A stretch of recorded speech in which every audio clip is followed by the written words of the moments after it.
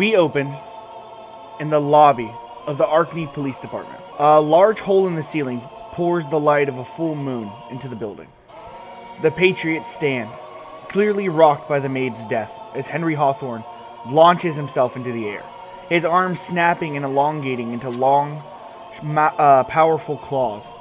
His mouth fills with fangs, and his eyes glow yellow as he stands before you. We need to roll initiative. Let's go. Oh, I almost 90-20, let's go. go, that's what I needed. Oh, I also natty 20. Oh my god. Oh! Rip. I only got a 15. Hawthorne got a 17. He blew that bitch. Everybody's rolling high. So, Benny, you go first. Can you describe, like, what the room looks like a little bit more? Okay, so it's just, you're like in the center of the police department. And walls have been like collapsed because basically this Kroken came in and like made like a massive like epicenter right in the middle and like destroyed all the walls in this area. You could see inside offices and everything. You could see like the holding cells off to the side. A lot of this police department is exposed right now. I'm going to take a second wind and then kind of just get ready with an attack. Yeah, I'm going to try to make sure that Caesar doesn't get taken out. So you're just gonna run over to Caesar and protect him. Okay. Right. Got you. Okay. With that, it becomes Alfonso's turn. So I still have my flying speed. I'm still concentrating on flying. Okay. So you said most of this police department's exposed, right? I'm flying around at like 60 feet per second in this round, and I am looking desperately I'm ignoring Hawthorne and just looking for like any medicine cabinets or like drawers, anything that I can do to find some cum shots. Roll an investigation check. Are you freaking kidding me? A 9, dude? Ooh. Okay, wait. I think I still have my. I've been saving my saving face. So there's Frank, Vinny, Caesar, my homunculus servant. So I add like +4 to that. So I'm gonna make that into a 13 to try to find something. With a 13, I'll tell you that something catches your eye off to the right in the very far end of this building. You see a locked door, and there's like a brick wall separating you, but through the locked door there's like a window, and you can see into the window, and this is clearly like an evidence locker. All right, I don't know how much of my flying. I mean, I have 60 flying. You can get there. It's no problem. Yeah. So I just want to be there this turn. Okay. Yeah. Okay. So you zip over to this door. Are you gonna do anything else, or is that just your turn? Oh, I didn't know if like investigating was my action. I'll let you try to like open the door if you want. Okay. Let me see if I have anything that I can do. I mean, if it's like a lock, can I just like firebolt it and burn it? Sure. That's 22 to hit. You grab the doorknob and just take fire fire in your hand, and you kick the door open and it swings, and you see that there are shelves upon shelves of drugs. You see flamingo, you see mouth drops, you see fireball. All this stuff are all on the shelves. There's some weapons in here as well. And in the very far end, on a rack, is about 6 cum shots, all like bagged up and everything. So you find plenty of cum shots. Nice. Okay, with that, that's your turn? Yeah, that's my turn. Okay. Hawthorne's turn. Hawthorne, he's monstrous, right? He's not full werewolf mode. He's in kind of like a hybrid mode. But he's moving insanely fast to you guys. Zips right to Eduardo. Eduardo, first of all, he's going to try to, like, put his hands on you. Is that defending? Do I get an attack since I get to use my action? I like that. That's fine. Is Goff here? You don't see him currently. Does 25 hit? 25 definitely hits. Benny's eyes turn red as Hawthorne makes his approach, and then with almost equal speed with which he approaches Eduardo, Benny moves into a striking stance and strikes him with a. I guess this was with my hammer, so across the side of the jaw. Okay. Ooh. He plants his hand to try to catch it as you're hitting him, and he's able to like decrease like the blow, like however like strong you're hitting it, but not enough to like stop it. So you still slam into his ribs, dealing a significant amount of damage. But he's not letting this stop him. He's on a warpath right now. He reaches for Caesar. He rolls a 24. So I assume that touches, right? That bitch would. wraps his hand around your neck, Caesar. And he grabs you and pulls you in close. Damn it. Children starving in the streets. Families torn apart. Kenku laughing and feasting, not even a mile from my home. The Arkney famine ruined my life, Caesar. And he takes you and he slams you straight on the ground. Oh. Still holding your neck. I'm going to need you to make a wisdom saving throw. He's trying to use his powers on you. I put con. On wisdom. You told me. Both at the same time. I rolled a 5. Ouch. 5. Caesar. The second your face presses into the tile of the ground, he says, "Tell me, where's the lamp?" See, I don't know if I can. I don't even think I know.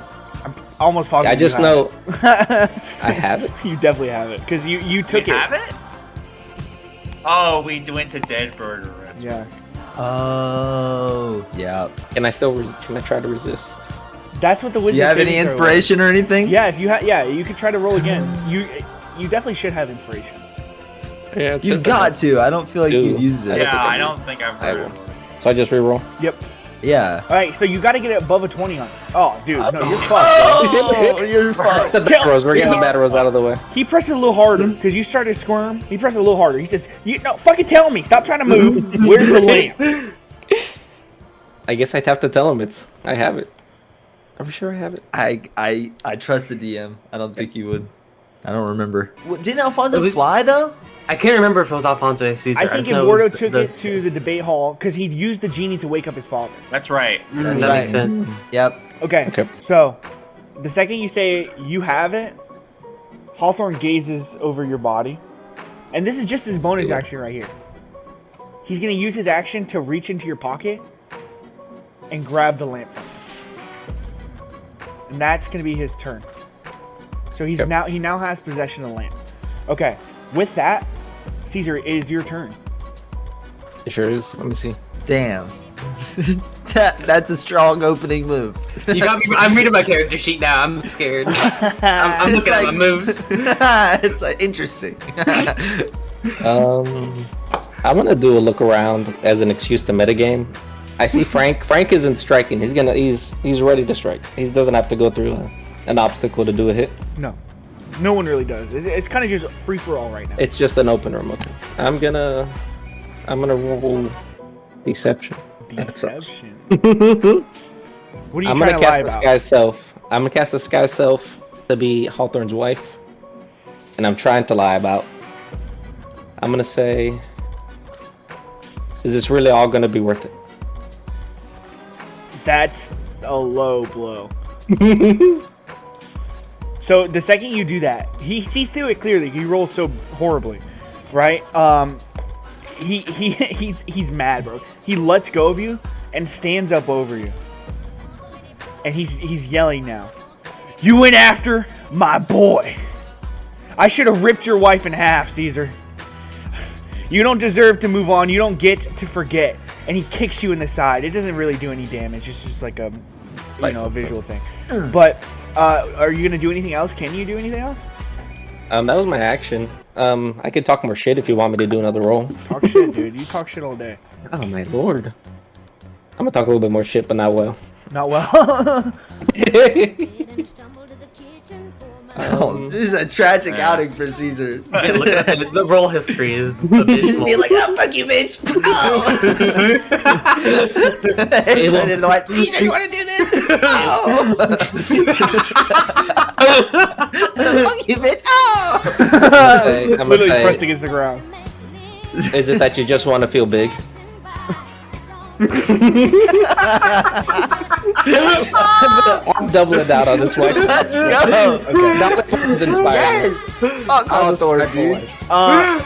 He's just so annoyed with you, dude. Yeah. It's Bitch. not his turn right now. He can't do anything else. What happens is, Bing, describe kind of what you're doing right now. So Bing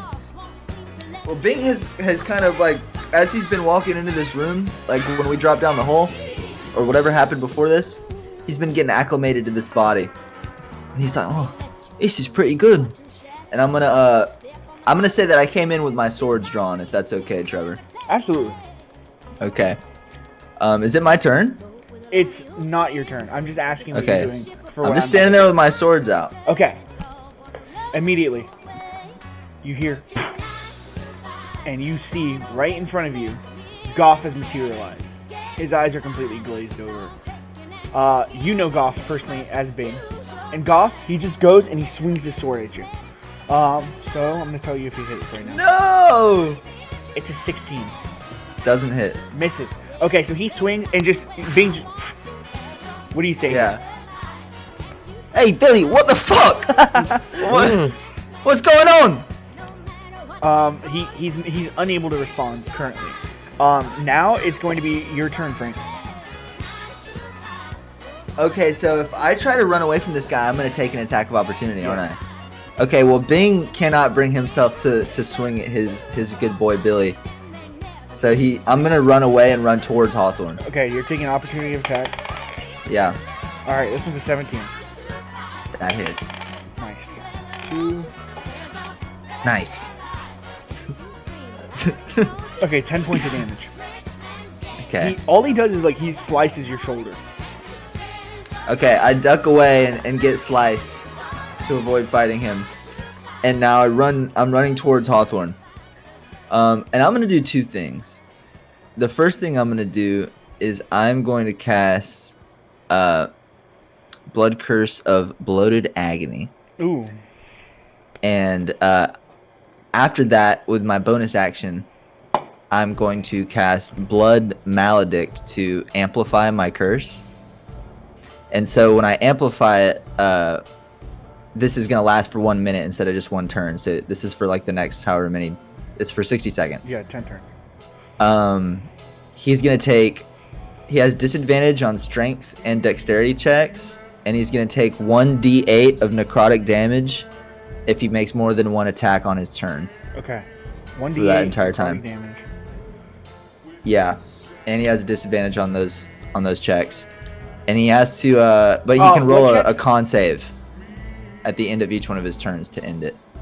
Okay. What checks does he have disadvantage on?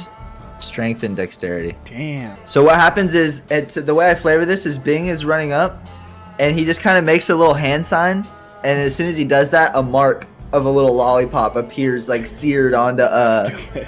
what's his face's body, Okay. He's and afflicted. that's what happens. Absolutely. And I'm gonna say I think that's the end of my turn because I'm not really sure how all these work as actions and bonus actions. So. Okay. Out of nowhere, you all hear, and Benny, the fucking Kroken, it's coming straight at you right now. It's kind of it tucks its wings in and is spiraling. It's gonna slam its beak directly into your chest. Natural 20. 37 points of damage. How much? Nice. Say how much was that? 37. 37. Benny's down. Dang, just like that, dude. I'm sorry, Benny. Nice. I'm so sorry. All right. So what happens? Flavor it. Okay, so this bird, like I said, straight into Benny. And Benny, as it slams into you, you hear its mouth is kind of it hinges open a little bit, and you hear radio's voice, and it says to you, "Help me." That's all you hear. And immediately, Benny, thrown off your feet, slammed down on your back, and you are unconscious. You see something while you're unconscious. You find yourself in a world. It's very similar to what you've seen in the past. You are floating before a giant robot, Machias. You appear before him, and you hear as the giant Titan Warforged speaks to you. Hello, Benny. How are you doing? Obviously not very well if I'm in your presence again. Things aren't looking good, Benny. You could die here. That is usually the case. What are we gonna do about radio? She needs us. Only thing we can do. You gotta let me go. I can jumpstart your system. Reboot you on the spot. But I want to help. If you can jack into the Kroken, Benny, I can attach myself to the boombox. And I can halt Hawthorne's control over the Kroken and all the other Warforged army. But you have to let me into radio. Once I'm on there, once I'm attached to the boombox, Hawthorne won't be able to control me. That's why he had to get rid of you. Unless you can think of anything better, Benny. This is what has to be done.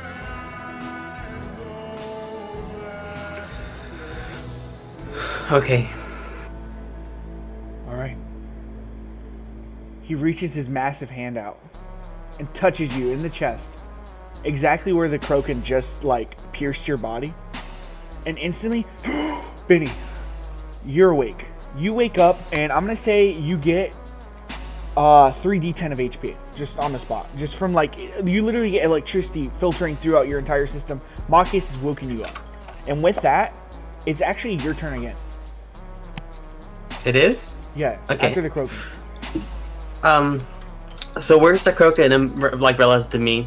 It's now, after I wake up. after, like, it knocked you to the ground, it's just flying above you now. It's kind of hovering. I'm going to try to make, I guess, an acrobatics check to jump into the air using my wings to, like, straddle this bird's neck. Okay, I'm gonna do an opposed check, an opposed dex check. I got a 10. Oh yeah, he steamrolls. Okay, so yeah, Benny, you jump up, start clamoring at it, and instantly, like, you can't get a hold of it. This thing it's not no fault of your own. It's moving fast. It's very strong, and it's just all over the place. And also, it just almost killed you. So Right. you know, no hard feelings. After that, Alfonso, it's your turn. All right, so I'm flying back at this point. Is it like a what does it take in terms of like action economy for me to take a cum shot? Bonus action, yeah. Don't have to, nothing crazy. Okay, I'm If gonna you go take ahead it and as do a main that. action, you can take 2. I'll say. I just want one. I get a 3rd level spell slot back. And where is Hawthorne? Hawthorne is currently scrapping with Caesar. I want to fly to Hawthorne and have my left hand outstretched, and I'm going to like do what he did to me before and like put my hand over his face and like slam him to the ground like he did Caesar and use my ability Blind Ambition. Ooh. Okay. So he has to make a So what, he has wisdom? to wisdom save. 15. Dang, he had to mute for that. You blew out your mic. Okay. What does this guy see? Because the whole thing is that like he's blinded by his own ambition and like his pride. I'm like, behold the power of the pride of life. Dang. And I push him down. So yeah, Prideful ass. I'm gonna say yeah. You just ram into him, grab him by the face, and just straight to the ground. And instantly, Hawthorne's eyes are filled with darkness. He can see nothing. I don't really have like a vision for him to see. So like yeah, Oh, okay. he's completely blinded. He's deafened. He can't hear anything, and slams to the ground. Dang, it's looking good for you right now, Alfonso. That's your turn. If you'll let me, as a reaction, I have my little homunculus butterfly, and I just want him to fly over to Caesar's wife, so that next turn I can revivify her. Okay, cool. Yeah, that happens. And as that's happening, Hawthorne, by the way, I don't know if I've ever said this, but like there's a homebrew rule where if you're prone, you can get back up for half your movement. And I like that. That's what I'm trying to do, like right here. So Hawthorne stands up and he can't see. He can't hear, but he can still smell, and he has an impeccable sense of smell. So basically what I'm going to do, Hawthorne's going to have disadvantage on attacks until he can break this curse. And is it going to be like a wisdom saving throw on every turn? Let me see what it says. You blinded, deafen a foe. All right, make it. If it fails, it's blinded and deafened. At the end of each of its turns, it can make a wisdom saving throw, and on a success, it ends. Okay, what's it Otherwise, have it to lasts hit? for a minute. 17. 17. Cool. Okay. So with that, he can't see anything right now. But he smells, so he's gonna make attacks at disadvantage. Frank, he is trying to hit you. He's gonna reach his hand out, and he locks onto your smell. I mean, it's obvious. It's Frank. You smell like cigarettes and candy. So he's making a he's doing an Eldritch Blast. Actually, is what it is. So Okay. dang, he rolled a natty 20, but he got disadvantage because he's only using smell. Nice, Go. bitch. Okay, first one misses. You're gonna have to roll a d20 so many times because it's a disadvantage. You have to roll for each blast. Natural 20. I rolled 2 natural 20s on my last roll. I swear to God. Jeez. I'm so sorry. Hey, but all the other one hits. He rolls 3 beams. Only one hits. So Right on. basically, Talk to me. He slams this Eldritch Blast into you, and you fall back into a brick wall, and just through the wall onto the ground. Dust and smoke is all around you. This blast sends you 15 feet back. That's like the thing. And he starts just running at you, right? And he's gonna take an opportunity attack from Alfonso, probably, right? And Caesar. For real? I mean, he's running towards Frank. That's true. He's running past us. I'll him take up. it. He's also gonna have to take minus a D8 if he makes another attack here, Trev. Okay, he hasn't yet. I'm saying if. Okay, gotcha. Just if. That wouldn't count for bonus actions, though, right? No, it does. Oof. 30 fire damage. Jesus Christ. That +5, baby. Cook him up. Barbecued. Barbecue. cooking. Nice try, buddy. My squad is deep. They will burn you. I got like 2 guys that'll burn you, dude. Let me get some spell slots. I'll burn them. He'll burn them, dude. You guys have burnt people in the past. What'd you do, Caesar? Did you do anything? Not yet. I'm about to roll. Oh, they both get an attack of opportunity? Yeah. Oh, that's hot. You know me. I'm blasting. Oh. We're blasting, baby.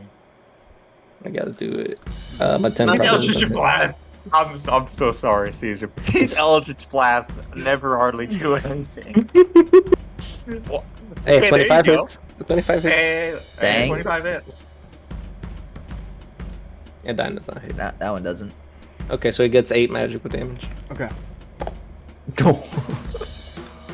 He gets pushed Big. back too. Which is, Yeah, I don't he know gets if that- shoved to the That's true. side, but He's that got doesn't. too much movement It speed. doesn't. Yeah, he still gets to see, Frank instantly, and Frank, he's still gonna do it. He runs up, and he grabs you by the shirt, and he's lifting you. He's not really using his power, but he's talking to you, and he says, "Sorry, Bing, but I need to talk to Frank now."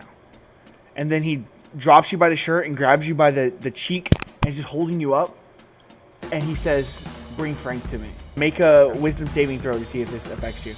An 11, I'm assuming, does not. Okay. Does not do it. So, but he is going to take what you said because he's hexed. So I'm going to count that as an attack, and he's going to take a D8 necrotic. Okay. Yeah, only 3. So, I mean, this is what happens. Frank and him are sitting inside, like, I guess what looks like basically like a little mind palace with this big TV set up, and they're watching the fight take place.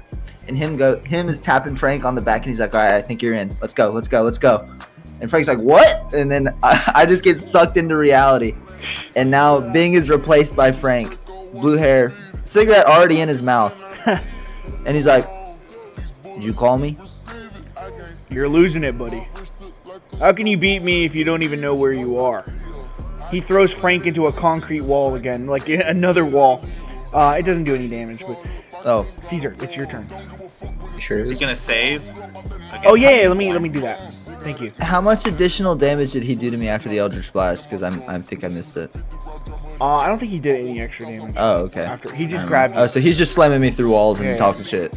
talking shit. Nice. Alfonso, so he rolled an 18 and plus 1, 19. All right, I guess he's out of. Instantly, his vision, he just wills it back to, like, just through sheer force of will, is able to see again. I'm gonna go over to Benny and give him my health potion. Benny, you can take What's- this health potion. as What's a- the roll for the health potion? I'm gonna put it in the mouth. Sweet. I'm Okay. putting it in the mouth.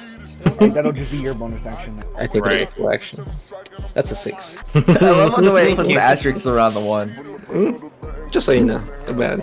One. That has not a lot of health, but Benny, everyone's healing Benny today. And then now it's Goff's turn. So Goff, he goes to like chase down Frank, who is also, he knows is big.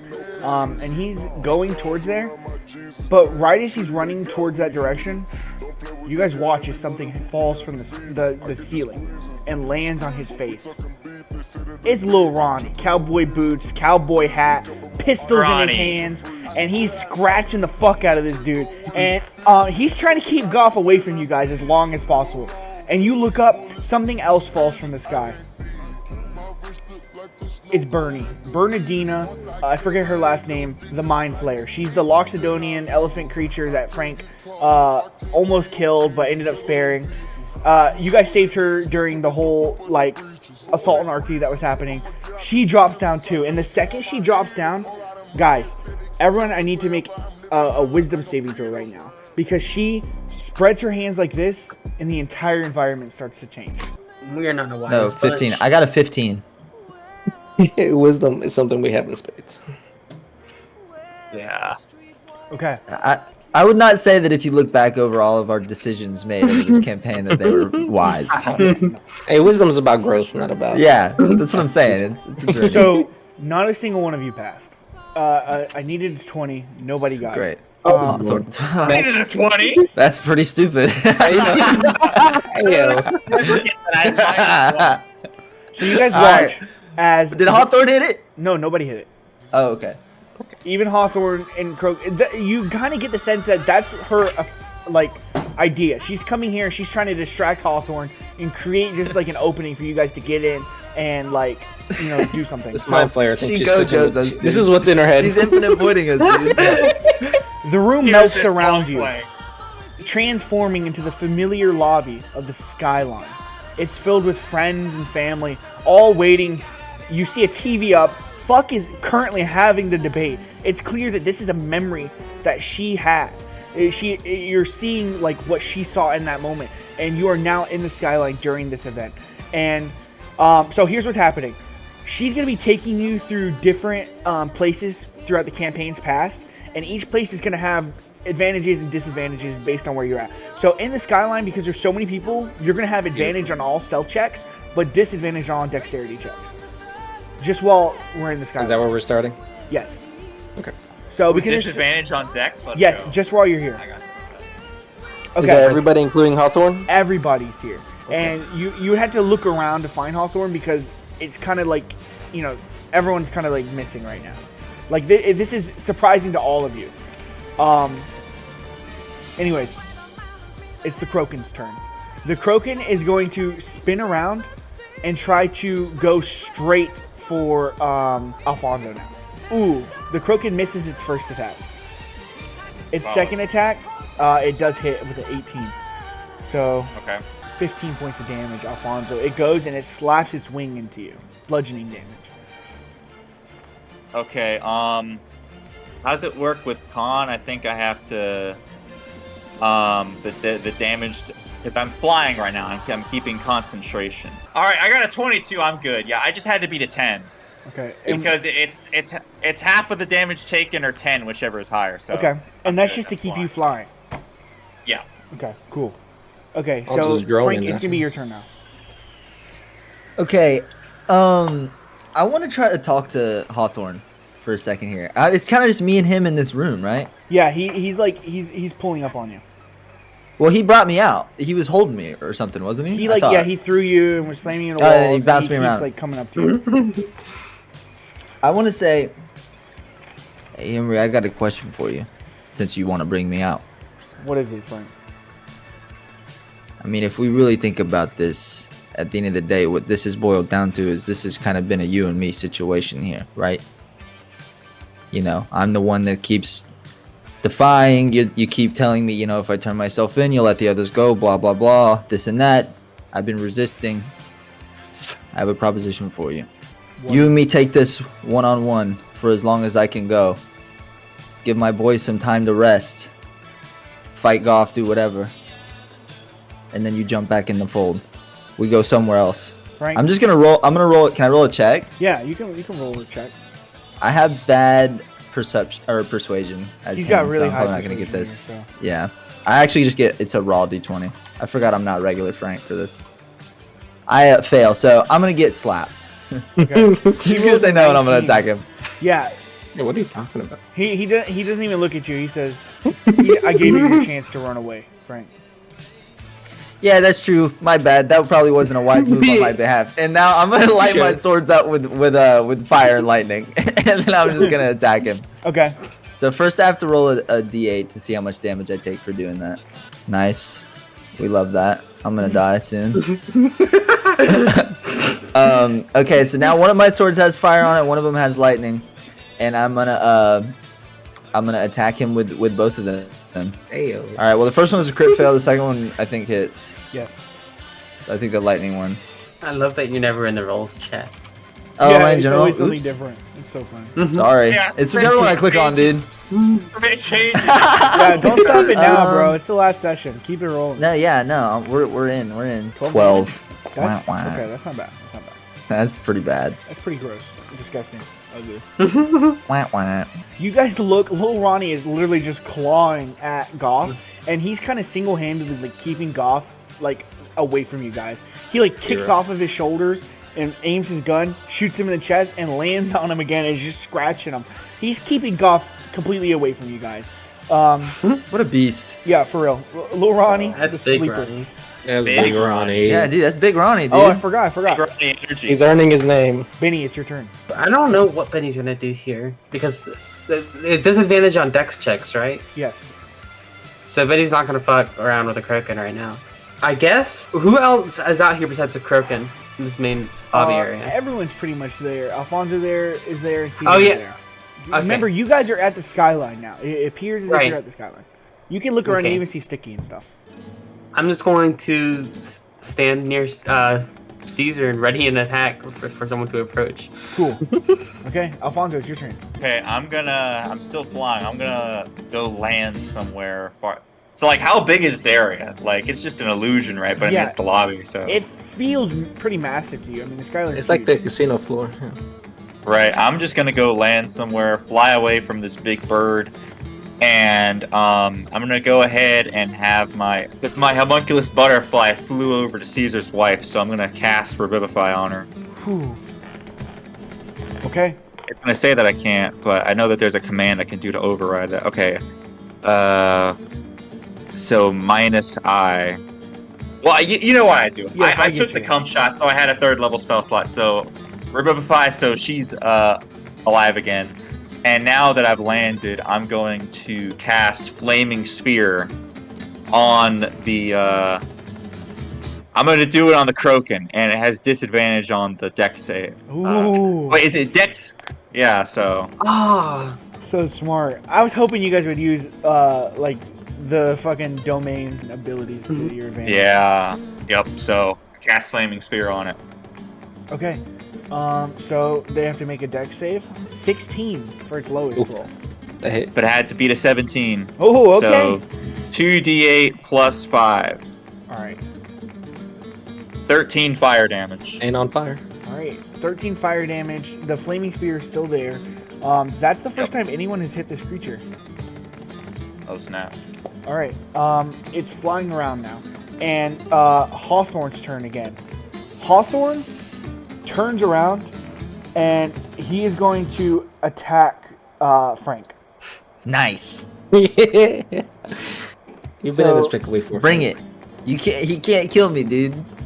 No So, feeling it. No He feeling goes and he just kicks you right in the gut, and this kick, Hey, it's just, not the roundhouse. it's just flavor. He's Magical casting roundhouse. Mind Sliver on you, so you got to make a roll to see if you. Cinnabon You core. gotta make a saving throw here. Intelligence. You gotta beat a Oh, 19. not good. Bro's gotta think. Two. I get +4 here. So let's see. Come on. Damn. I did not beat it. All right, dude. Right as his kick lands, 14 points of damage. You feel your mind like a splitting headache in your head, and you kind of like you are thrown back a little bit as Hawthorne says, "It's time to understand, Frank. You aren't the main character here. Hawthorne steps forward, his hulking figure filling the hole he just made in the wall. And he says, I am. And then he's gonna raise his hand and cast Eldritch Blast on you. First one misses. Second one's a natural 20 again. What an anthem. And the last one is a 14 plus. I hate this guy. 11 Plus his 21 charisma. or 26, 25. Yeah, he's a Roll Riz. He's rizzing me up. He's shooting with the Riz laser. What? How much damage did I just take? 22 points of damage.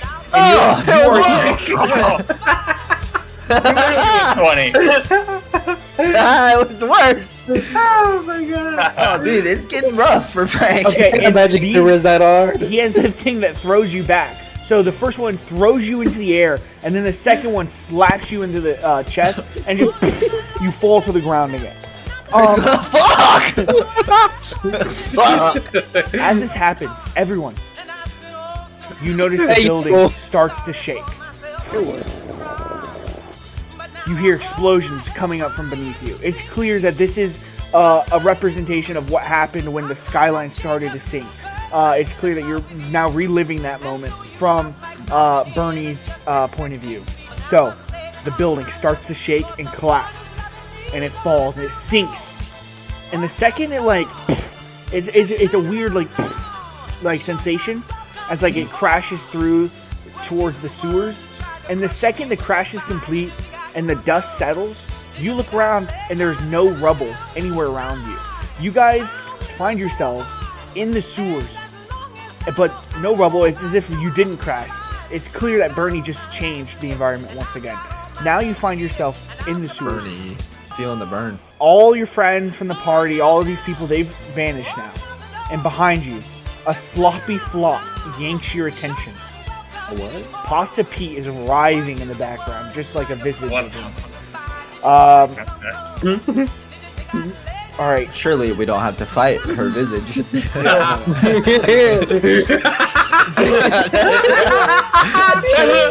Surely it's just a visage. Surely. But I'm gonna tell you,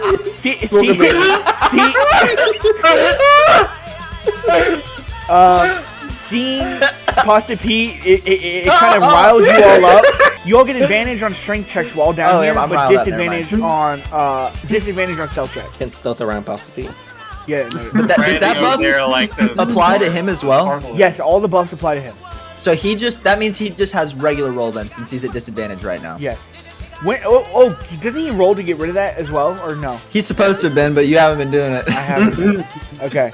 Well, it's his turn ending right now, so I'm gonna roll. So he needs to roll a DC 14 con. Okay, so Con is +1. He got a 16, so he's good. He's out.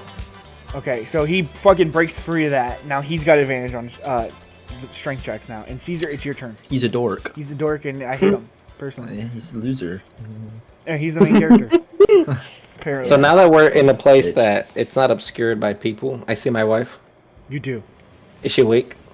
She is like. should be at 1 HP. Yeah, she's like leaned up against the wall. She's kind of crawled to like a far corner. She's trying to get out, and she's. I tell her, yeah. I make the Okay. runaway hand sign. You run over there. Oh, you do? You just. I don't run over there. I just go like this. She looks at you and she does this. Just the soft thumbs up. You're weak. Y'all weak. So this Kroken's fighting Alfonso, right? Yeah. Do you have your baby with you?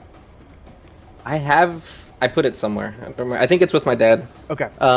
So the Kroken is fighting. Who's this Kroken? Is it some? Is like it's Owl Boy, isn't it? The Kroken. This is the Kroken that Benny fought. It's a thousands of years giant ago. bird with like tentacles. It's almost like a octopus and a giant crow like combined. I am going to cast the Sky Self once again to be Liriohan, and I'm gonna do another deception. But the personality-wise, it's radio inside of the Kroken is the thing. I'm gonna assume some Kroken gets through. I'm Liriohan. Is it? Had Liriohan? He's had like a Scottish accent. Yeah, he talked like this, something like Come that. on, come here, my putty. I'm trying to lure her into the surprise attack from Benny. Oh. Putty. Okay, well, the Kroken being like Radio's consciousness inside the bird isn't really like attracted to Lirio Han like that. But I will say you've annoyed it sufficiently to where now it's definitely going to attack you. Goth, he takes Lil Ronnie, and he fucking like pulls him off and slams him into this wall. And then he takes his sword, still holding Lil Ronnie, and clicks it, and they're both teleported out of there. They're both gone. Okay, so now Goth and Lil Ronnie have left the fight. Just because I want to make it a little simpler.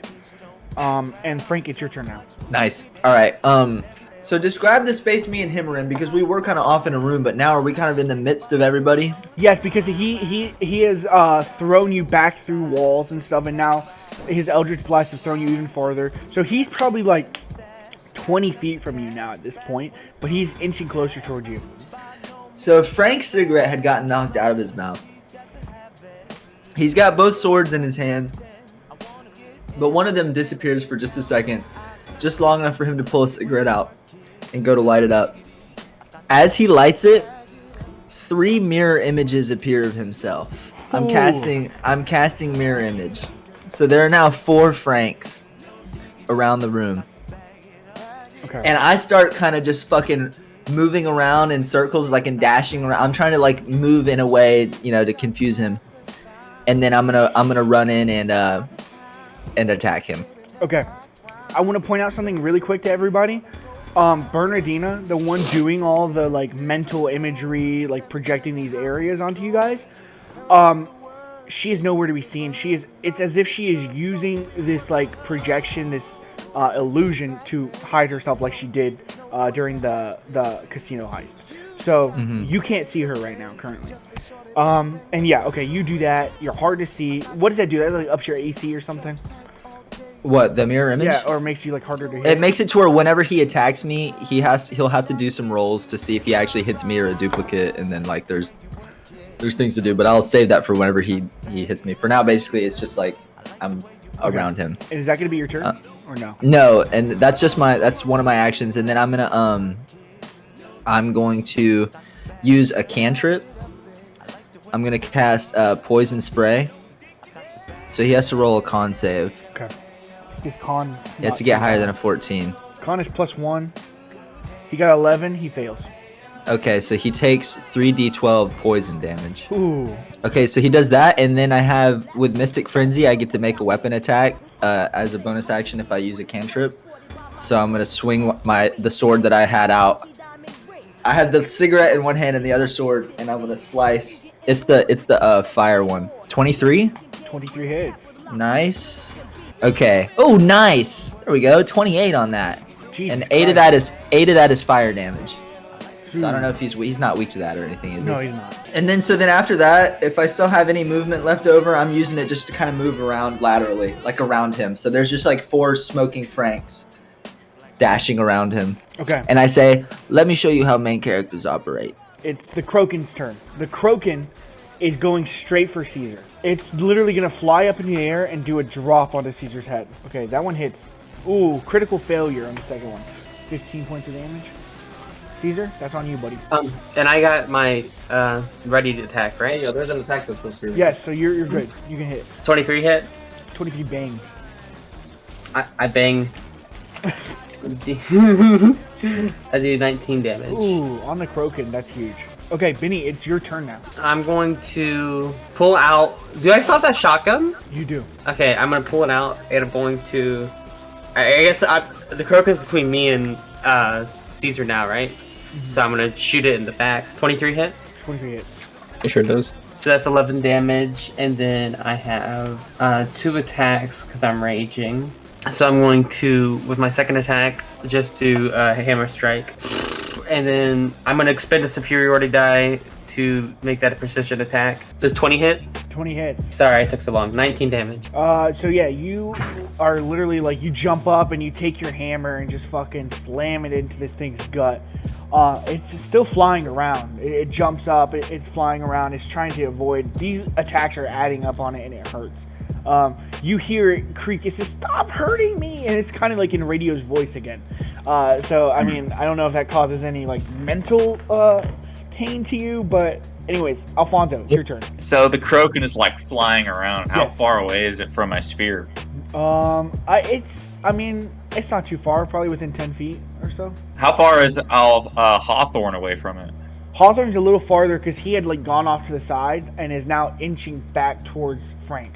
So, well, now Frank's Right. surrounding him, so it's a little further, like maybe like 20 If feet. you were to give me, okay, let me just. I feel like I can move it back. Let me see. I can move it up to 30 feet. Ooh, okay, So- so you can hit him. I'm gonna. Cause I feel like radio Kroken's flying all around. That might be tough. I'm just gonna move it over towards Hawthorne, and then he has to make a dex save, and then I'm also gonna firebolt him. So I'm doubling up on this. All right, he fails the deck save. Sweet. So firebolt. Does a 17 hit him? 17 does not hit. Well, shoot. It's the first time I've missed firebolt in so long. It's crazy. All right, but he's still gonna take this flaming sphere damage. Yeah, So 14 fire damage. The only person within Hawthorne's sphere of influence right now is Frank. So Frank, he is going to leave and take an opportunity attack from him. Okay. 27. He's dashing off to the Okay. right. He's dashing like away from the entire group. You're not really sure where he's going. 28. Or 26, I mean. But with 8 fire damage. Is that like max damage on every Wait. hit? Nice. I get extra attack on normal turns, so if I get... Do I get 2 for attack of opportunities, or do I just get so. I 1? think it's just one attack. 26 is ridiculous though. That's max damage. He takes that damage. You slice into his gut, and you take off. You feel it goes pretty deep, dude. It's a fearsome cut. You see blood sprinkle all over the floor, but he powers through and dashes away from you guys. You don't know where he is going. He's going off this side completely. He's almost leaving the fight completely. Here's what happens. You guys watch as his hand wraps around something. It's invisible. You don't see what it is. The image of the sewers that you find yourself in flickers. And you watch as he yanks this Loxodonian to her knees. He's holding her by the trunk. Yeah, you find yourself back in the police department. And he says, "You all just want to forget and move on, huh? Some of us can't. I want to show you something." And he like pours his energy into this trunk. And instantly, the room shifts again. Hawthorne, Bernie, the Kroken, they all vanish. They're gone. You find yourselves in a beautiful home. It's dimly lit. The hungry cries of an infant are all you hear.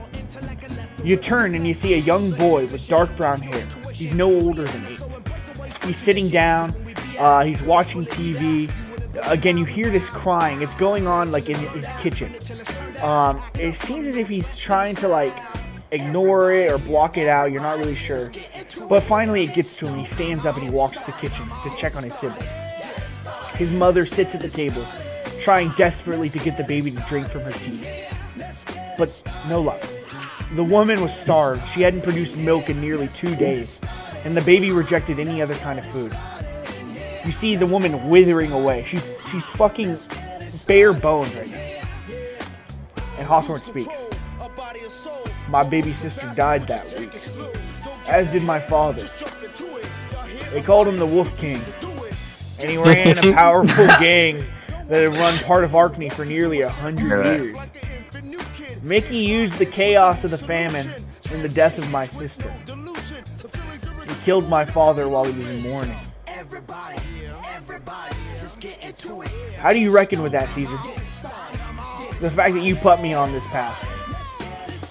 How fitting that now you become my example."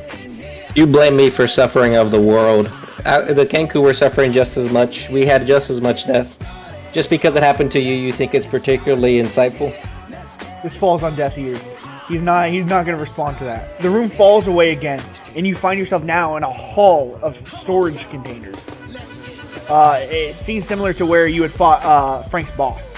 And you hear his voice again echoing throughout this entire area, this hallway.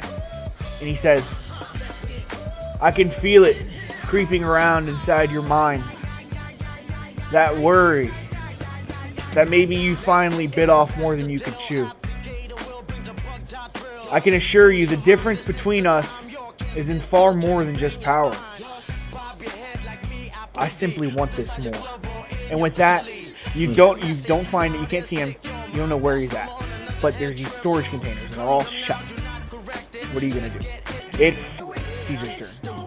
Are we around everybody? I'm still around them. Yeah, I'm it's still next to literally them. you four pressed into this hallway, and rows of storage containers, like I said. And you can go and open one if you want. It's up to you. You got any more cummies? Bonzo. Caesar, I got him right here, baby. Hey, My yo. board. Give me 3 of them. Just a reminder, Hey, cum here you- shots are horribly addictive. And if you take too many, there's Don't a take risk too of much at overdose. once. I'd rather be an addict than dead. Hey, let me get 2 of those. I You am should have let us regroup. You should have let us regroup. You guys totally have a second to do whatever you want. Hey, does anybody need some help? I got one more health potion. I got one too. I can give it Nah, to somebody. I'm resting. Caesar, instead of doing all that, falls asleep. You need it, Benny? I'm at 31. Okay. Well, you should take it. Did Caesar get a sleep in? Did Caesar get a sleep in? You're taking Listen. no, you're not getting a nap in. Hey, No let me way. roll for it. Let me roll for it. No way you're getting a nap I'll in. roll off. Just a straight D10, straight D20. I want You're to get D12 another versus 20. my Trevor. D20. Don't cave, Trevor. There's no way you take a nap in the middle of the final boss fight. Ridiculous. no. B16. Yeah, it's 6 seconds. B16. I'll fully let you go to sleep, but you're gonna get mollywopped for it. No, Yeah, how many you turns do I have to be come- asleep? How many You turns do I have have 3 to be cum shots. It would How have to many be turns like is this? hundreds of turns. Yes, Turns, dude. 6 To get seconds. like even a minute in, it had to be 10 full turns. I hate getting discriminated against. Okay, let me use my spells. I'm not just gonna roleplay taking them and have the spell slots. Yeah, take the cum shots. Alright, yeah, dude. if There's you- no downside. There's downside. Yeah. Oh, if you take them as an action, you can take 2 of them. So you take it too? Oh no! I'm gonna take one. You don't trust me, guys. You don't want to be filled with cum. Trust me. There's such thing as too much cum, despite what Alfonso tells Trevor's you. gonna make us OD during the fight. Bro, no. Dude, if he if does, anyone's I'm ODing, out. it's definitely Frank. Bro, you did not say we could OD. I 100% told you guys that. No, you said it they're highly You never said addictive. you just said broccoli addictive. You never said there was risk of Never overdose. said. Yeah, what the fuck? Yeah. Cum shots are horribly addictive. And if you take too many, there's Don't a take risk too of much at overdose. once. I'd rather be an addict than dead. They haven't fully investigated the health effects of cum shots yet. No, They I haven't mean- been on the market long enough. I'm not. Listen, don't get it twisted. I'm not arguing with the fact that there might be negative side effects. I'm arguing with the fact that hearing about it after I've taken 3 that happens to be the cutoff point as to when the side effects will come in. And you're like, oh yeah, I told you that by not telling you that. The third one had a label on it that said, "Do not take more than 3 to By the Yeah, way, like 3 to 24 hour period. so we're in. Wait, what? Remind me what? There's shipping containers around us. yes. I want to cast Detect Thoughts to see if I can determine where Hawthorne is. Can I do that? Can I it says I can read the thoughts of certain creatures. I can focus my mind on any one creature. Oh, that I have to be able to see them. I can't see him. Never mind. Is there anything I can do to like fight through this illusion? Like could I try to find out You where can- the mind flayer is? Yeah, I can make. Okay, so here's the thing, and this is huge. What's your bonuses on wisdom? Saving throws or just straight up Saving throws. +2? Oof. Okay, so what I was planning on doing. Tell me if you guys argue with, if you have a problem with this, but when it was just Bernie, you had to get a wisdom saving throw of 20 or higher to be able to beat through the illusion. But with Hawthorne now grabbing her and amping it, it's a 25 to be able to break through the illusion. So Okay. worst you could do is open some storage container. You gotta play with it. Okay, I mean, I guess that's just that's really the only thing I can do. So I'm just gonna run around and do that. Okay, so I'll let you open 1 per turn. Are we still in initiative while this Yeah, is like if there's no enemy to fight? Yeah, there's still initiative. It's turn order. I guess I'm opening doors. Okay, I'm gonna roll a d6. You rolled a 2. You rip open this storage container.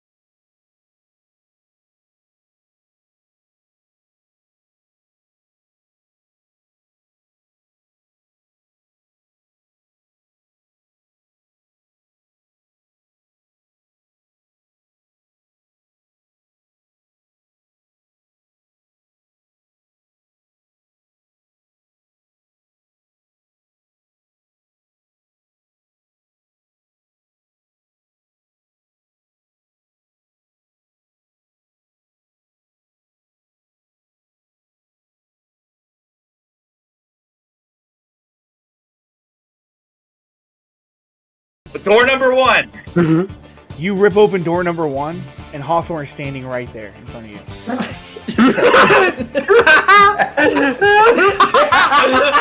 I was gonna make you roll for it, but you're like, door number 1. I have it listed out. This is so funny as an attack that he did. He's like, wait till you guys play my game. he's hiding behind. Imagine perspective, and then Alfonso rips the door up, and he's just like, yes. What do you do, Alfonso? Can I shoot him, or was that my turn? That was your turn. Opening the door was 100% your turn. So you open it and just stare at him. Hey guys, he's right here. So the second you open the door, he takes a step forward and he says, "My officers are nearing the radio tower as we speak, Alfonso."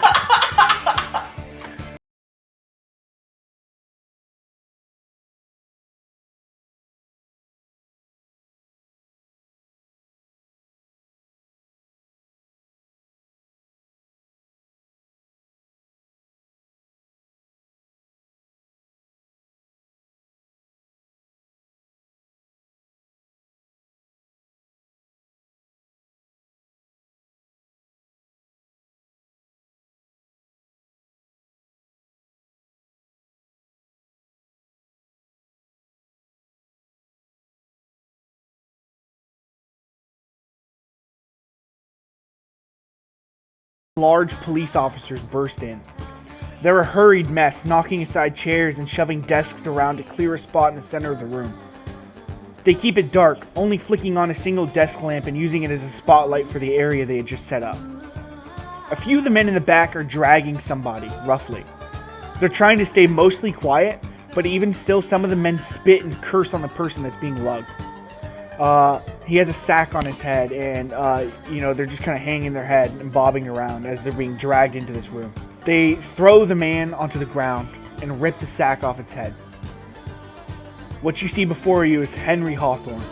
His face is cleanly shaven, and his eyes appear much less tired than you know them to be. A bit younger here.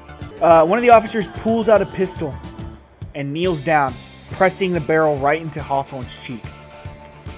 "You motherfucker! We told your ass to leave it alone. Now we got the fucking evaluators poking around. You really should have taken that money, Henry. It would have made all this shit so much easier." But the officer's voice trails off as you notice Hawthorne isn't even looking at any of the men. He's not even really paying attention. He's drifting off. And his gaze is locked on a figure appearing in the background, its body dripping with dark sand. Nobody else can see the devil except for you guys. Conquest speaks. "They're gonna kill you. They'll kill them as well. You know that." It takes a step forward, sand dropping off its body in huge matted clumps.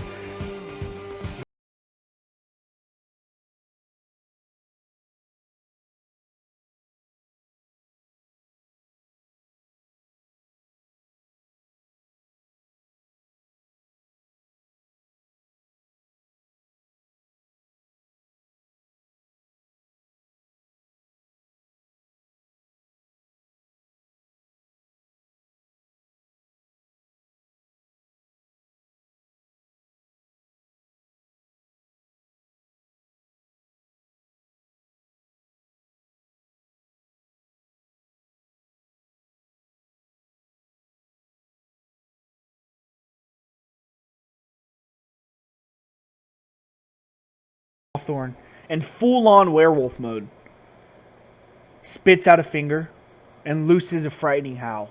The beast begins to wobble and slips to the floor and slowly just turns back into Hawthorne. All these officers are dead, massacred at his feet. The second the transformation completes, Hawthorne jolts awake and looks around the room. He's traumatized by the sight. Henry begins to sob as the room melts away. You find your feet sticking to the ground. A thick layer of grease coats the floor as you realize that you're inside the Mancuso villa. So here, movement is going to be halved, and you get disadvantage on dex checks again. But there's grease all over the floor. I don't know if you guys want to do anything with that. And so we're moving again. It's Hawthorne's turn. He appears on the far end of the room, and you see him, and he holds the lamp and he rubs it, and the genie comes out. Oh yes, Hawthorne, you again, huh? Okay, well, what can I do for you, my friend? Hawthorne shushes the genie. Shut the fuck up. I don't have time. I wish for a toe of war. Oh, come on! What? Instantly, in Hawthorne's hand, you see a massive red toe spawn in his hand, and it's Sandy. And with that, this lamp in Hawthorne's left hand crackles No. and turns Man, we to didn't even get to make sand, another wish. and the sand drips through his hand. The lamp is gone. Hawthorne looks at you guys and smiles. It's over now. And he plops the toe into his mouth and swallows it. So Hawthorne, eating this toe of war, is significantly buff now. So a toe of war essentially hardens his body to the point that he is now immune to any physical damage. And he is resistant to any magical damage. Mind attacks... Oh, mental attack, I override Yeah, it. mental attacks and everything, those still do full damage, of course. But yes, he's a fucking animal now. And with that, Caesar, it's your turn. I don't like that. Well, I have a spell. Is fire technically magic damage? Yes.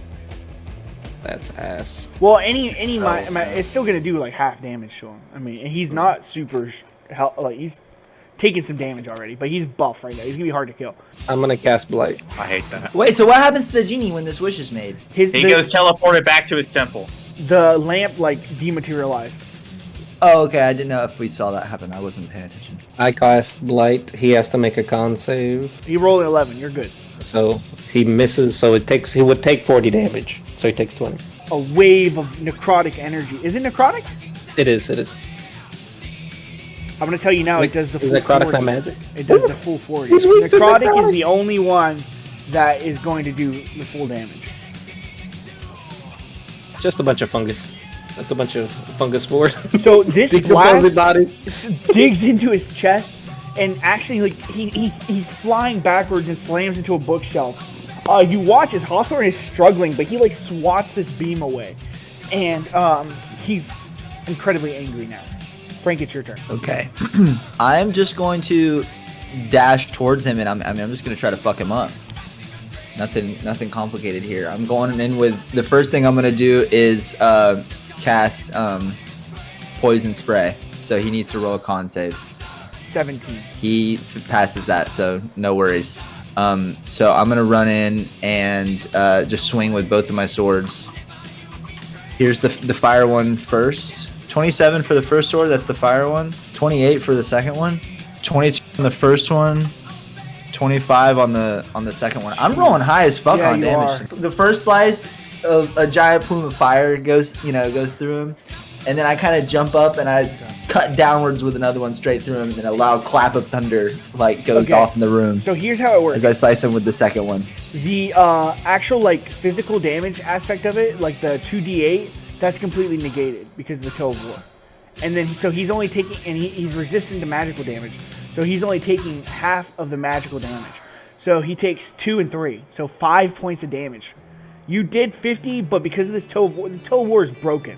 This is what would have happened if you guys had fought Aston Arbery, or the red one. Okay, so wait, we can only hit him with elemental damage or magical damage of some kind. Regular attacks won't do anything to him. He's basically he's being imbued with this godly energy, this war, the devil war. Like his life force is now part of him, and so this is what happens to anybody if they eat a toe. Gotcha. Which, I'm sorry, he's broken right now, but No, it's fine. We break. his health is We low. break His it health broken. isn't high at all. I mean, he's got about as much health as you guys. Okay, but anyways, it's the Kroken's turn. The Kroken. It was invisible for a while, right? No one saw it. It comes into view and flies directly at Alfonso. All right, first one definitely hits. Poison's 36. not magical damage, right? Oh, sorry, 36. That's fine. Yeah, so the bird reaches down, bites you, and then comes at the side and slaps you in the wing. It's some serious business right here. So I have to save like an 18 con save in order to keep the flaming sphere, but it's okay because I got something for it. I roll a nat 1, so this like does a lot to me, but all of a sudden my lab coat starts glowing, and then my mind sharpener comes through, then keeps my concentration on the flaming sphere. Wow. Benny, it's your turn. Benny's going to leap into the air after the Kroken and try to jack into the jukebox. Okay. Here you go. Are you flying at this point? Yes. So this room has a disadvantage on all dex checks, but because you're in the air and flying, it's gonna be negated. So it's Okay. just a flat dex check. But here's the thing: I Right. want you to make an insight check real quick. Crit. Natural 20. Well, as you're jumping into the air and starting to fly around this Krogan, you remember that you have the boombox on you, and you just, I know Maki has told you that his way is the only way. But you think like maybe there's something you can do with the boombox that might be able to save radio without having to infect her with Machias. Is it the boombox or the Boobix cube that he had? Because I thought the boombox was on yes, the you're right. Yeah, that's Sorry. why I was The confused. Boorix cube, the thing that literally takes consciousnesses and absorbs them, and then can print them onto other shards. Oh, okay. Okay, Oh, so if that I forgot I had rings that. any bells or anything you can Okay. do, that's you. But anyways, you're doing this dex check now. Damn, I'm rolling terrible Okay, on let's see these. if it tucks its wings in and avoids you completely. You guys are just kind of like flying like around each other, like kind of. It's almost like a dance. It's really cool. I'm gonna action surge and do it again. Let's go. Yo. Crit. Dang. Oh, you fly straight up into the air and suck your wings back into you and just land straight on this bird and kind of like punch it in the back of the neck. Throwing it off a little bit, and you're able to grab onto it, and now you're just straight up riding the Kroken through the air. But like I said, you guys are in the Mancuso Villa. So remember the layout of the Mancuso Villa. There's books along the wall, there's a throne, and there's like that glass window. Alfonso, your turn. All right, so I can see Hawthorne, right? He's out Yes. and about. All right, I'm gonna move my flaming sphere over towards, and I'm like, "You're not the only one with the power of a deity on your side," and he has to make Dex save at disadvantage again. So I'll go and roll that. I remember, because of my elemental adept, I override resistance to fire damage, so I'm not gonna be worried about that. Ooh, big damage. Did he pass his Dex save? He failed. Sweet. So he takes the full 16, and then I'm gonna cast Firebolt at him. Oh, a nat one! What? A nat one! Alfonso, why are you missing your Firebolts, buddy? Okay, well, he took the 16 from the Flaming Sphere. When the firebolt whizzes towards Hawthorne, he jumps in the air and just avoids it completely. And now he's closer to you Okay. guys. It is Hawthorne's turn now. Hawthorne is going to make his way towards Frank. Okay, so is my after image still up? Yes or no? Is it 6 seconds for each person's turn or 6 seconds for as it goes each around? person's turn. So it Right? should be. Oh, no. It's Well, no, it's 6 seconds for the entire turn because we're moving in bullet time. Like, everything's, like, happening. then all never mind. together. My thing is still going then, Yeah. for sure. If it works that way. First things first, he's going to make an unarmed strike to try to grab you. Okay, so I have to roll a d20, and if I get above a 6, then he hits one of my duplicates. 9. So he hits one of my duplicates. Now you can roll like to see if it like hits just in general, like whatever and I'll tell you if it hits the duplicate's AC and breaks it or not. 18. Yeah, he breaks it. So now there's 3 of me. There's 2 fake ones and then me. Okay. But that's it for that. So does that number you have to roll get lower now? It gets higher. So now that I only have 2 duplicates, I have to get higher than an 8. Okay. So here's what happens. Hawthorne spins around, and he's going to attack you. Okay. So he hits a duplicate. So he's doing Eldritch Blast right now. He's gonna throw multiple beams, and he's gonna try to spray through all 3 of you. Okay. Well, he's got to hit him Okay. for them to break him. Okay, 18. Like with now. whatever. All right. First- So that one's gone. Okay, he's gonna attack another Frank. Okay. So roll to hit, and then I'll roll my d20. Okay, it's a miss. This one's gonna hit. Oh, but he missed. So nice. Okay, he's rolling one more. This one is a 15. Okay. So unless I get higher than an 11, he's gonna hit me. And I crit failed, so he hits me. Okay. And then the spell's gonna end. He sends Frank flying backward towards the glass window of the Mancuso Manor. Actually, I'm going to say, because this thing throws you back like 15 feet, Frank, you crash through the glass and are falling out of the building now. Oh, can I make a dex save to like not fall all the way out of the building Yeah, totally. in some way? Make a dex. 14. I think if 14 is too low, I'm going to say you still like whip out a sand whip and try to like catch like, you know, like a bookshelf or something, but it just doesn't get enough grip, and you fly through the building, crashing through the glass. The second you crash through this glass, what happens is the room changes again. And now it's no longer the Mancuso Villa. You find yourselves, everyone is in Han Tower, the very top. And so, Frank, you now find yourself falling from the very top of Han Tower. And just like that. With that, it's Caesar's turn. I'm gonna recon and say as part of my bonus action last time, I took another gummy, Okay. and I'm gonna cast Blight again. To Nice. Hawthorne. He's gotta make a 15 con save. He made it. 16. That sucks. So he takes 22 damage. It's getting chipped. Okay. And take my last gummy as my bonus. Ooh, okay. So now you're cummed up. You're really cummed up. Yeah, I'm not capped. Frank, it's your turn. You are literally falling through the sky. Okay, Slow motion. so I'm gonna cast. Can I cast Spider Climb so that I can So cool. just fucking grab the wall and then immediately stick and then start to climb back up? This was my original vision for the Lirio Han fight. Just you guys falling and like holding onto the side of the building, beating each other up. Yeah, so I'm falling and I grab the building and I kind of launch myself up and then start climbing as fast as I can. And do I have enough movement to get up and still attack? Like, how far did I fall? So I feel like, I mean, you have enough movement to get to the top, but like maybe not inside fully. Like you're just like you can look through the window that you fell through. Okay, so then if that's the case, am I within 10 feet of him from the window? He threw you like 15 feet in through the window. No, but is he 10 feet from the window? 'Cause I don't I'm think at I the don't think window. he would be. I think he'd be Okay. a little bit further because he was like up against the wall. Gotcha. No, no worries. I just didn't know how big this room is. Then I'm going to fucking. Is anyone like right next to him? Probably Can I within, shoot like, the 10 or rocket 15 launcher and feet. have it not hit anybody? That's the question I'm trying to ask. You could totally shoot the rocket launcher. Beautiful.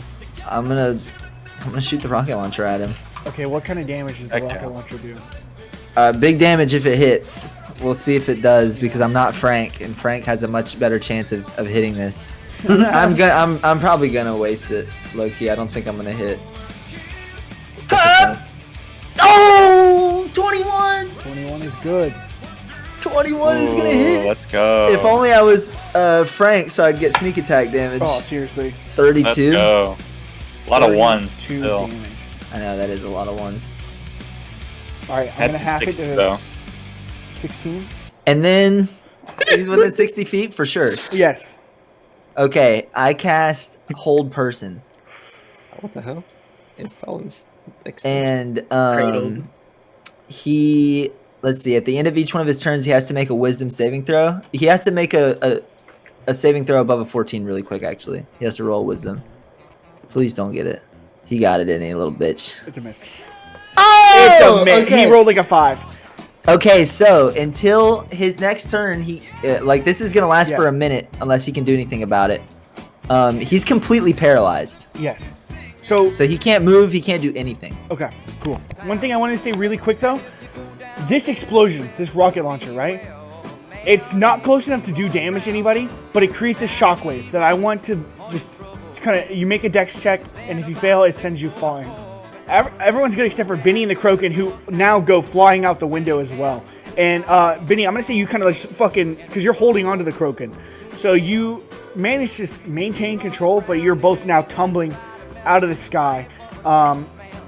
You blow right past Frank. By the way, when this rocket hits Henry Hawthorne, you just watch as he is consumed in flames. But you see his silhouette still flickering through the flames. He's alive. So what happens now? The Kroken is gonna try to, well, it's not really gonna. It's what it's gonna do is it's flying around, and it's gonna launch a blast at Frank. So this is his lightning breath. Basically, he's gonna shoot a bolt of lightning at you. You have to roll a saving throw. Dex. Yes. Nice. And since you're climbing this wall. No, I'm in but the windowsill now. Yeah. You have to hit a 19 to be successful on this. 23, baby. 23. Okay, so he does 12 d10 damage with this breath, but you're only gonna take half. 12 d10? That's crazy.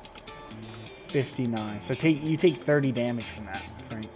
Okay, well, I'm assuming he's outside of the building, correct? Yes, he's flying around. He's thrown out. So he blasts me into the building. Yes. And completely deep fries me out of him.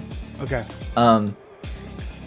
I take 8 damage because I only had 8 HP, and then I turn back into Frank. How much damage was left over from there? It was 30 altogether. It was 30 altogether, so 22 damage. Oh well, dude. Don't tell me. Is Frank He takes dead? me down.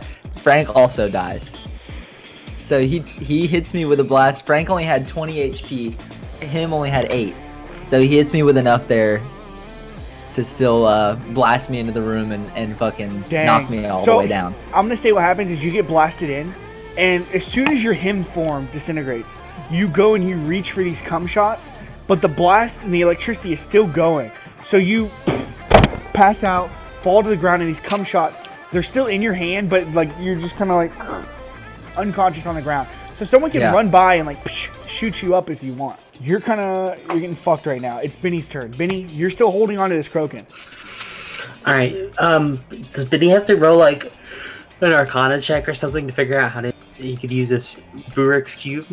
Okay, so what you saw was Hawthorne had like opened a panel on the back. Make an insight check. Crit. Natural 20. Dude, I think that's their second crit on an insight check. But anyways, you remember very distinctly, Hawthorne had flipped open a panel and placed the boombox inside of there. And you remember it being on the back of the neck. Okay, so I'm gonna try to look for that and open it up. Am I able to? Yes, so you see the boombox, it's like fitted in here. And it's like running this, like the Kroken, it's like powering it. Okay, so how does this Burik's cube, how does it interface with the shard? You know how it works based on what you've read from Lirio's writings. Like you basically like can like press it over a shard and it like scans the shard, and it's like a time thing. So it has to like scan the shard. Scan. Yeah, yeah, basically it like draws the consciousness into the boombox. But the thing is, you're gonna have to hold it there for at least 2 full turns, for like a whole round of combat at least. You understand? Okay. So you're gonna have to make a Dex check or an Arcana check now to like sync it up, and then an Arcana check to make sure it's successful on your next turn. Okay. Okay, sound good? All right. So for your Arcana check, I'm gonna need above a 15. 23. 23. You take this boombox and just shove it in there like the Allspark and like Transformers, and you're holding it, and it starts sparkling with energy right there on the spot. And sparks are flying, energy is flying out. If you make a successful Arcana check on your next turn, you will successfully draw Radio's consciousness from the boombox into the Burik's cube. Okay, so you're just pressing these 2 cubes together right now. And that's going to be your turn. Alfonso, it's your turn. All right, so how close is Frank to Alfonso? Okay, Frank, he's just right there on the ground. I just probably got 5 blown feet. in the window. Yeah. I'd imagine I got launched pretty far. He's Also, Hawthorne is no longer paralyzed Ooh. because I'm not concentrating anymore.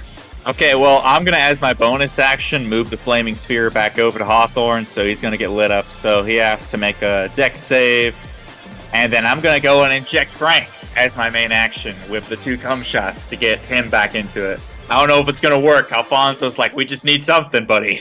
Okay. I'm trying to, like, you know. I'm definitely going to overdose on cum. So these are cum shots 4 and 5. I'm going to have to roll to for the day, overdose. right? Yeah, this is 4 and 5, yeah. So I'm going to need you to make a Constitution check for each one of these. So the first one, only like a 13 you have to get above. And the second one's going to be a little harder. It's going to be a 16. That's Frank. 15. That's successful. Now you have to get above a 16 for your next one, or else you're going to overdose. 5. 5? Frank, We're all thinking the cum shot still has its desired effect. So you're still like shaking and convulsing and vomiting, but you're turning into him. Him is still, you're still turning, yeah, boom, boom, boom, boom, boom, boom. But you're fucking convulsing and choking. Unless someone can do something to stabilize you, you're gonna be stuck in this mode until you can make a con check to get out of it. Like, you know what I'm saying? But Okay. we'll get back to that on your turn. I have a It's- question for you really quickly. Since I'm getting stabbed with these cum shots and I'm down as Frank, I'm turning into him. Do you want to flavor it as if I go down as him now, I'm perma down again because Frank is still down in his base form? Yes. What about Hawthorne in these? Did he make his deck save For what? from the Flaming Sphere? If I move the Flaming Sphere over to him as my bonus action, He fails. takes 15 fire damage. Ooh, okay, halving it to 8. No halving, sir. No, I override resistance because of my feet. No, sir. Oh, Halving it this entire time? I don't think so. I don't think I have. Yeah, I told him. Maybe Yeah. he just forgot this time. Okay, yeah. Okay, Maybe. dude, that blasts the fuck out of Hawthorne. He's thrown back into a wall. These flames are pissing him off, dude. Okay, here's what he does. It's his turn. He's gonna stand up and he's gonna point a finger right at Alfonso. Alfonso. Oh.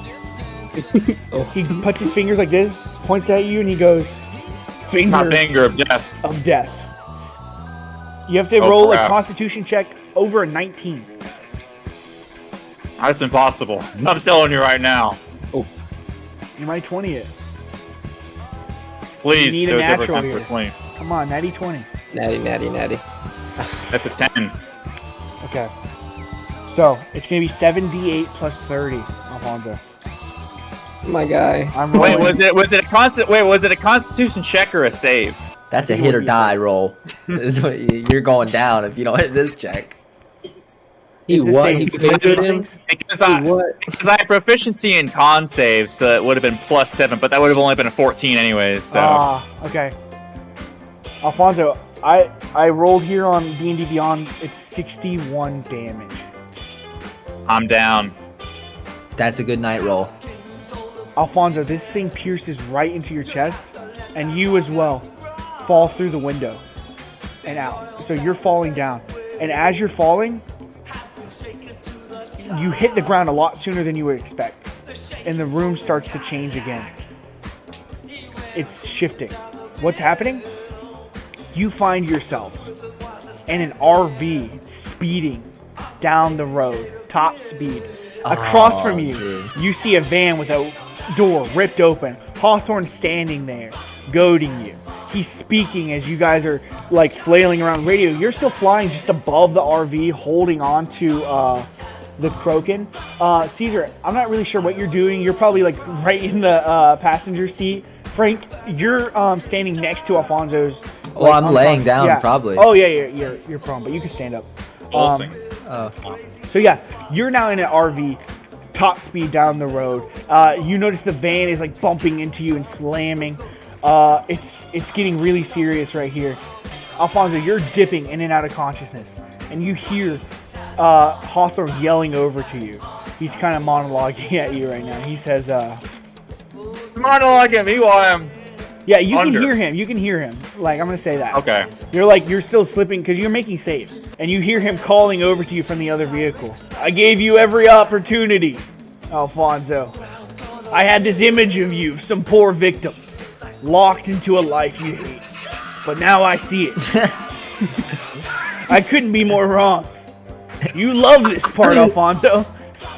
You live for it. These moments where I people like it. depend on you. It's what makes you feel seen, feel needed. You're a slave to your pride, Alfonso. Stop pretending that this is about anything other than you wanting to be loved. And with that, whose turn is it? He just went. He right? can't hear you. I think you can hear me maybe a little bit. Why are you talking like me? Caesar, it's your turn. It's your turn. I feel like all I got is this last blight, right? I'm gonna light this guy up. So you You still gotta have make a two spells 15 save. Roll that deck save. You miss it. Yes! 47! That's the face of a man that's about to die. Kamehameha, but pure necrotic. 47 damage. The Does that override stinkiest. resistance? Yes, it does. Yep, that's the only type of damage that... Caesar, you I say blasted. rot. Rot.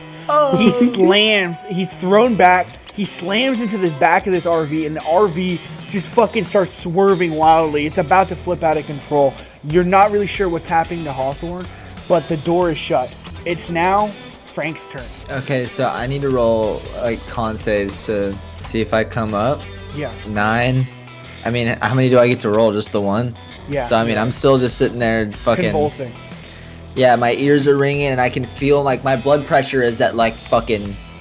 It's maxed out, dude. I can feel every pump of my heart is like my whole like fucking vision fades. It's crazy. The Kroken, he's going to slam down on the RV, and its tentacles are going to start busting into windows and through the like opening in the top, and it's going to just be swatting around the van.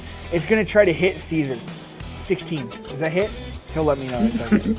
35 points of damage, Caesar. So these tentacles are just fucking literally attacking Caesar. Slaps him across the face, slams into his gut, is doing all this damage. Caesar is like thrown into the air and then fucking slammed back onto the table.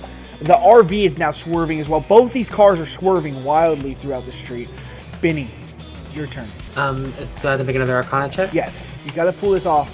22. 22. Instantly. This thing, it comes into this box. It comes in the box. We watch as the sparks finally fade, and you pull the Burix cube off of the boombox, and it's smoking with energy now. The Kroken instantly drops to the ground. I need you to make a dexterity saving throw. 8. 8.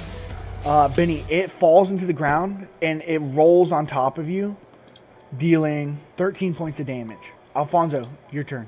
So dex save, right? So I just have to roll a d20 and then get above a 10. Yep. 10 or higher. Oh, that's one fail. Alfonso fails his first roll. Caesar, you took a shit ton of damage while you're gone. It was like 35. No, I didn't. I wasn't here. Oh, okay. I didn't count then. I'm accounting for it. Are you dead or no? No. Okay. So, yeah, it was the Kroken. He landed on you, smacked you around. 35 points of damage. And with that being Alfonso's turn, now back to Hawthorne. The van rips open again, and you look at him. He's clearly drinking a potion. Wow, so we're just giving our bosses potions over here. Hey, got to around here, dude. Oh, also, when you I'm fine with it. Let it go as long as possible. Dark One's Blessing, when you reduce a hostile creature to 0 HP, you gain 22 temporary hit points. Aw, jeez! So Hawthorne... Does that revive Frank? No, this is just for Hawthorne. This is for... Oh, him. That's lame. Okay. Come on! Hawthorne he jumps out of this van and into the RV. He like swings through a window and he lands and he turns and he looks at Frank, who's convulsing, and he takes his hand and he slams it on Frank. And this is just a special action he has. When you hit a creature with an attack, you can use this feature to instantly transport the target through the lower planes. At the end of your next turn, the target returns to the space it previously occupied, or the nearest unoccupied space. If the target is not a fiend, it takes 10 d10 psychic damage. So, you're not a fiend, and he can only do this once per long rest. So basically what happens is he takes and he slams his hand onto your chest, Frank, and instantly, you know how he's like changing the environment for everyone else? You personally fly somewhere else. You find yourself on a beach, alone. None of your friends are with you. And you look around and you see Smiley Riley and his crew dead, scattered amongst the dunes.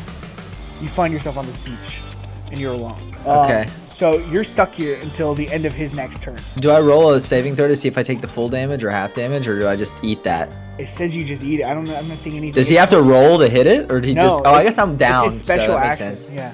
Yeah. Okay. Good night. Okay. So and 10d10, roll it, cause I'm cooked. 10d10. And the healer's down, so...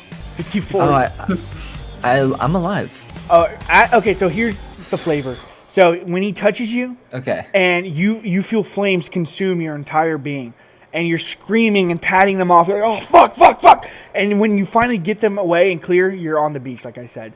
And you're like gasping for breath. You're alone. This has broken the effect of the overdose, though. So now you're fully functional. So at the end of Hawthorne's next turn, when you do return, you're going to be good. Okay, I light up a cigarette in hell. This dude's taking 3 blights. That's like 128 damage. So I didn't do Hawthorne's attack. That was just his bonus action where he did that to Frank, because he hit him with his unarmed strike. Okay, but now he's doing an actual attack here. He's gonna turn to Alfonso, pull out his revolver, and shoot Alfonso in the chest. Just one good time. Jeez! He just want Alfonso dead for good. All right, it's 24 points of damage. That doesn't matter. That's just a failed save for you. Alfonso now has two failed saves. Shit is looking dire. Unless someone can stabilize Alfonso soon. Frank, it's your turn. Okay, so when I reemerge, I was like just standing above, I was just looking down over all these people. Were they alive or dead in hell? Like Smiler they're dead. I just sit here then. I mean, there's not much for me to do. I mean, unless I can try to break this somehow. I'll tell you what, if you make a wisdom saving throw that's over a 16, I'll let you break out of it. I did not get that. Sorry. So yeah, you try, you focus hard, and you realize, damn. You just keep smoking. Okay. Yeah, I'm like, damn, okay, I'm stuck here. Now the Kroken would go, but the Kroken has been disarmed by Benny. And by the way, now that Benny has taken Radio's consciousness and putting it into the Burix Cube, this has effectively disarmed all the Warforged across Arcane. And it's going to be like that unless Hawthorne can get the Burix Cube back. Alright, Benny, it's your turn. Now, you were on the street. What are you doing? Do I have enough movement to fly up to back to where the fighting's going on? Yes, definitely. I'm going to do that, and if I have enough movement, I want to try to stabilize Alfonso. Yeah, I'll give you it. So you stabilize Alfonso. So a medicine check? Oh, okay. Do you need a medicine check for that? I think it's I just... thought it was like over a 15-hour medicine check. Oh, okay. Let's do that. I like that. Make you work for it. Oh, 18. Alfonso's Hey, back go. alive. Thank you so much. It's more satisfying. Is it CPR? It's more satisfying. More satisfying. Benny takes his hammer and places like the top of it onto Alfonso's chest and courses electricity through it and basically defibrillates Alfonso and he gasps awake. Alfonso, it's your turn Benny. now. Can I do something on my turn? Since you just I woke don't up, I know. don't think you're supposed to. I don't know if that's... Yeah, I that's what I thought. I'm just like laying there, just like, oh, thank you, Benny. I'll let you have a bonus action if you want to like, heal or something. There's no more spell slots. I have nothing to heal. I'm not making death That's saves good. anymore. You're at least not going to die. It's Hawthorne's turn. Hawthorne turns around and sees Benny. And he rushes at Benny. Benny, he's going to try to make an unarmed strike on you. So, yeah, 26. He hits you. And so with this unarmed strike, he is now holding on to you. So he's holding on to you. He's grabbing you by the side of the head. Give it up, Benny. Give me the Burix Cube. Give me Radio. And stop this.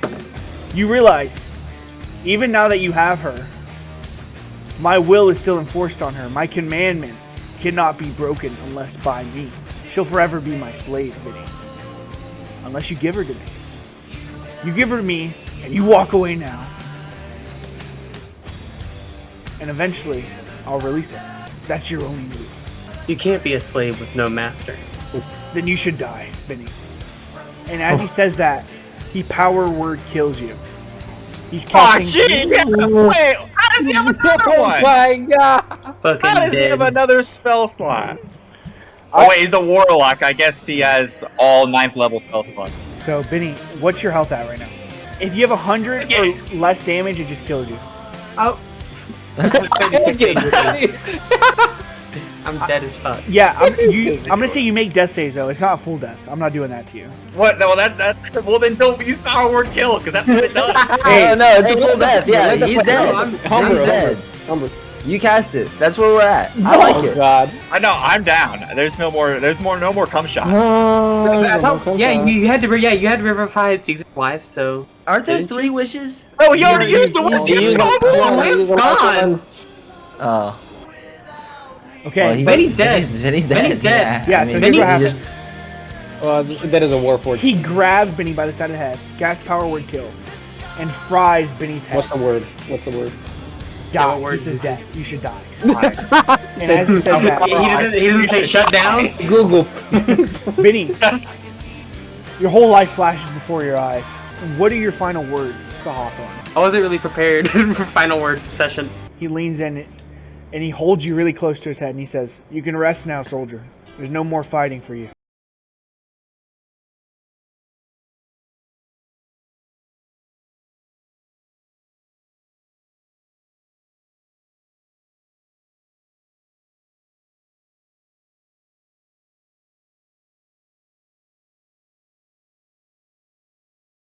And right now, Hawthorne, the absolute monster that he is, is going to At take the end of his He turn, gets more health. He Axe gets more surge. health when he kills something. and he's gonna turn and face Caesar because he has 2 Yeah. levels in 2. fighter. He's action surging, and now he's the He's got 2 second. levels in what? He's got 2 levels in what? I told you. I told everybody that. I told everybody Hey, that he 2 did. weeks ago. This little bitch looks at me. He All looks good. at He you. looks at Caesar. He looks at me might with miss. just intense. I might get my chance at a one-on-one. Yeah, for Not real. the way I wanted. You know what? I'm just waiting for this guy's turn to finally end so him shows back up. How For much real. health did he have when he took the potion? Like, is he low, Trevor? He's Like, taking a. what kind He's of very damage did low. he take? He's Well, very, like- very low. He's got that Okay. like thing where warlocks, if you kill something, he's get more health too. So Yeah, Like, he just This is reduced Benny, so so he's got dumb. 22 reduced to extra. 0. Back to He gets So health bonus. stupid. I'm sorry, Alfonso. I don't No, mean no, to- no. It's Final fine. boss action. Final boss activity. All right, but look, he pulls out his revolver and points it at Caesar. He's just gonna shoot him. He's This just motherfucker. pulling the blinky out. What's he say? 14 damage. I mean, 14 Caesar's to gonna hit. say something. Does he Caesar's hit? gonna say something. Okay, he misses. Nah, he misses. He misses. He Caesar. pulls it out, and I'm his wife. I say, honey, and he fumbles it. Okay, Not yeah. even pulling the You blinky mess him out, up, dude. dude. So the bullet whizzes by your head, Caesar. And right there, as his turn ends, him appears directly behind Hawthorne, arms crossed. What do you say? Cigarette in mouth. He goes, okay, so the first thing I do is I pop in and I see basically 2 bodies laying around me, right? I see Alfonso and Benny. Yes. Yeah. I pop up behind him. Is he not looking at me? He is not looking at you. So at the end of Hawthorne's turn, Frank comes back, but it's not his turn. It's not his Oh, I turn. thought it was my I'm turn. Sorry. Oh, okay, I I'm was sorry. messing you up. Yeah, I didn't think about it either. So I get a bullet whiz by me, right? You got All this, or King. nothing here. What Caesar's gonna do? Caesar's gonna. I'm gonna talk this through with you, Trev. I think Caesar has been beat down so much in this fight. He just saw 2 of his good buddies die, or basically did. Would you Yeah. allow me to? It doesn't have to be a level up, but my next, if I can, like do an existential crisis, I get plane shift, and I feel like I'm gonna try to take Hawthorne to the nether regions. You're gonna plane shift Hawthorne. I'm gonna try to jump on him. Okay. And when we make contact, I'm gonna make like a last minute plane shift. All right. So what do you have to roll for a plane shift? I think it just happens. It just happens. No. So if I cast a spell to banish him, he can roll for it. But if I use it on myself and he's touching me, then it just happens. I'm gonna try to jump on him. Do it. Okay. I would say just make. Yeah. What do you want me to? A dex. Hold check. on. I'm trying to be his wife right now. What? So I He knows already. you're not his wife. I did- You failed that. You did. I'm gonna terribly. still roll deception. I'm not trying to make him think I'm not his wife. I just want him to be off kilter. Okay. You want to get some disadvantage on this? Oh no! It doesn't need it. I don't need it. It's a natty 20. Let's go. We need those. We need Say- those bad. I say it in Caesar's voice, but I'm his wife. You blame me for the suffering of an entire world.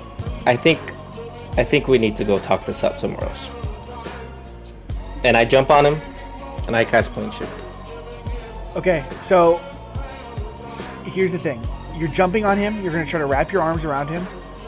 Since you are deceiving him, I'm going to give him disadvantage, but we're going to do an imposed dex check right here. If you succeed, you successfully wrap around him, and you can cast plane shift all you want. Okay. All right? So the first one's a natural 20. So That sucks. And I got 13. 13? So he's going to roll below a Yes. 13? Please.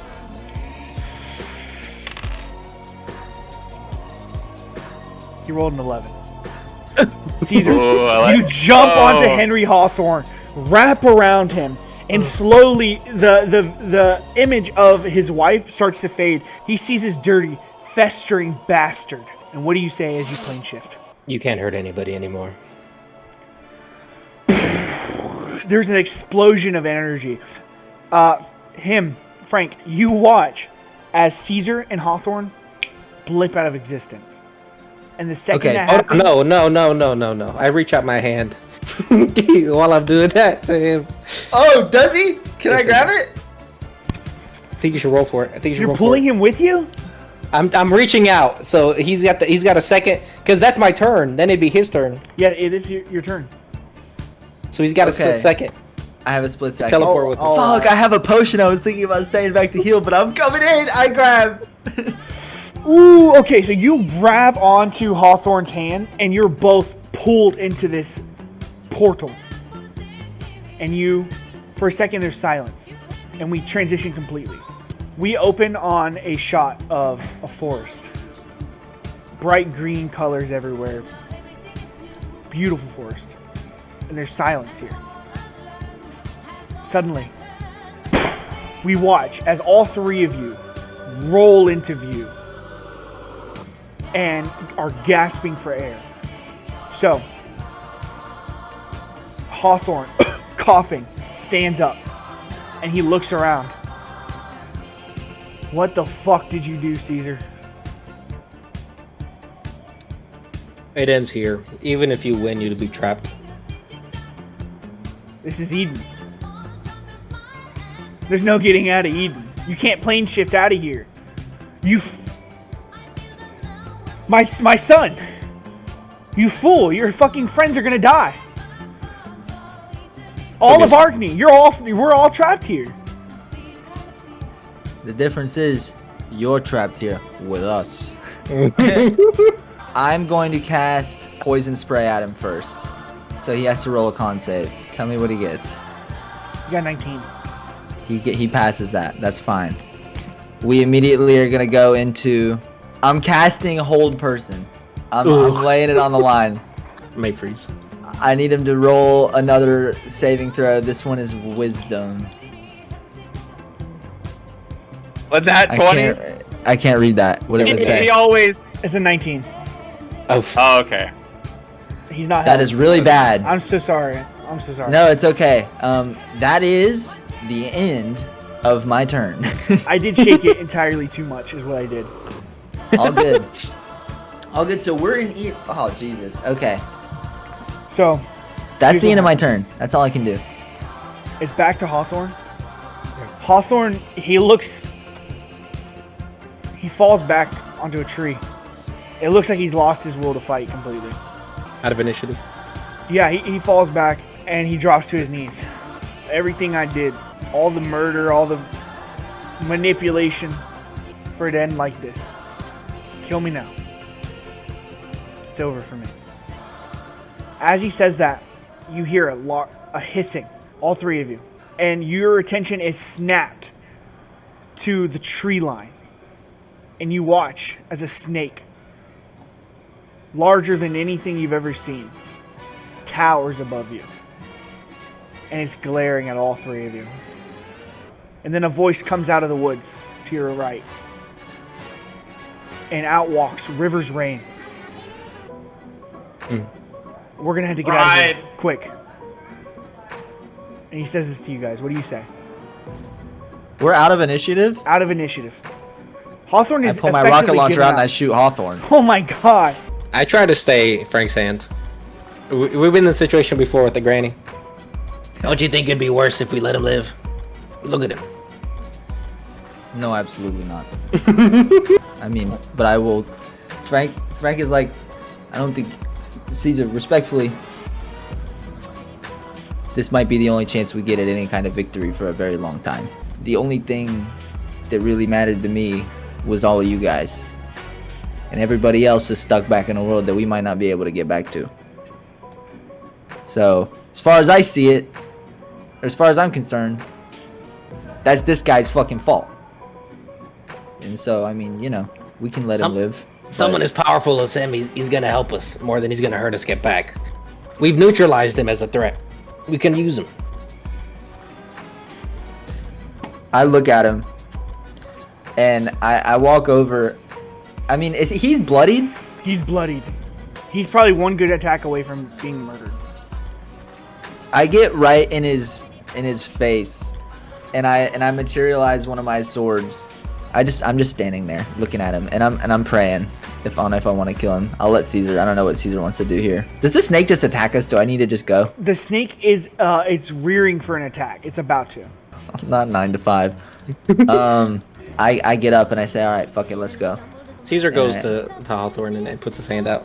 If any of us are gonna make it out of here, you're gonna have to prove yourself wrong and try to change. I'm giving you the chance to start that now. I reach my hand up. I can run a persuasive check as well. Yeah, please. It's gonna be opposed. Well, hopefully it rolls shit. He got really low. He only rolled a 2. He has a +5, but it's a 7. So you're successful. It's you don't argue very well, but you sway him, and you look down at Hawthorne. And he's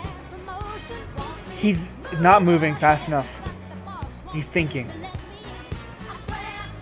deep in thought. And he says, "Ever since I was a kid, I believed that the second things get hard, we just become who we always were. But I guess I'm wrong. I guess that second, when you're really trying, that's really change right there." And he grabs your hand. "I need your help, Caesar." And he stands up. "Let's get the fuck out of here." And you all take off running, River's Reign following close behind. We fade out. And as we fade out, we return to Arkney. There's been a time skip. When we arrive back at Arkney, it's been about a week. And we follow Alfonso. Jeez. Alfonso, you're in your pocket lab. You can kind of walk Yeah. me through some of the things that have changed, what's happened. But you're So, holding this boombox in your hand. I was gonna say, I have the boombox. Did he take the Rubik's cube that has radio's consciousness? I'm gonna say he dropped it. So you got the Let's go. So I have the Can I have like input like radio's consciousness back into her body? Because I would have found it there at the police station. Yeah, Maybe that's right? what you're doing right now. Probably could have gotten Benny's shard too. Maybe that's what we Right? cut to. So you've been Yeah, making these so- preparations. Yeah, I've been preparing to like get their consciousness back into their body. Okay. So We follow Alfonso as he walks across his lab towards Radio's body, suspended on a like upright operating table, strapped in. He opens a new and improved slot in Radio's chest and slips in the boombox. And then he presses the Rubik's cube to the boombox, and again, jolting electricity, energy. And finally, Radio's eyes click on. Radio, you there? I think so. And what does Radio feel like after? Is she no longer under the influence of? You don't know why, but the pressure you felt from Hawthorne's power has completely faded, and you are just Radio again. You remember everything that happened, but as like a distant dream, as if you were watching it from the backseat. Okay. To worry anymore, Radio. Hawthorne's gone. Where's Benny? Did they? Oh no, Frank and Caesar got teleported with him. I think I was barely conscious, but Hawthorne power word killed Benny. He died instantaneously. I'm so sorry. It's okay. He was ready for that. He's the only reason I'm alive right now. He saved me just before he died. Radio breaks out of the shackles that are holding her to this table, the leather straps, and takes a step forward. And as Radio's foot plants into the ground, Alfonso, I'm gonna say you've got some of these other warforged that were used, like the Sentinels that Hawthorne was using, maybe parts of them strapped to walls and stuff. Radio, as you step forward, you notice you can feel a weird sensation around you. And these warforged that are strapped to the walls, they all look up, and you realize that you're controlling them all. Yeah, so Radio's vision, I would imagine, fractals, kind of like a compound eye of a bee or something. She says to Alfonso, "What next? I guess we start rebuilding the Warforged Nation. No rescue plans? That's it? We're done?" I don't know where they are. I mean, if I knew where they were, well, hang on. I guess, Vanya wanted to go see her dad. I think I poked my head out. Hello. When you dip your head out, you see a massive Kenku standing before you. He's missing an eye, and he's got a robotic implant. His whole right arm is robotic and muscular and veiny. He's strong and he's huge. And he reaches a hand out to help you out of the suitcase. Excuse me, I don't think I know who you are. My name's Alfonso. Can I help you? Alfonso Alvaradi. I assume that's radio behind you? Who's asking? My name is Toofus Rasper. I need Wait. your guys' help. I thought you were a baby. How are you Toofus? Cut to black. Ooh.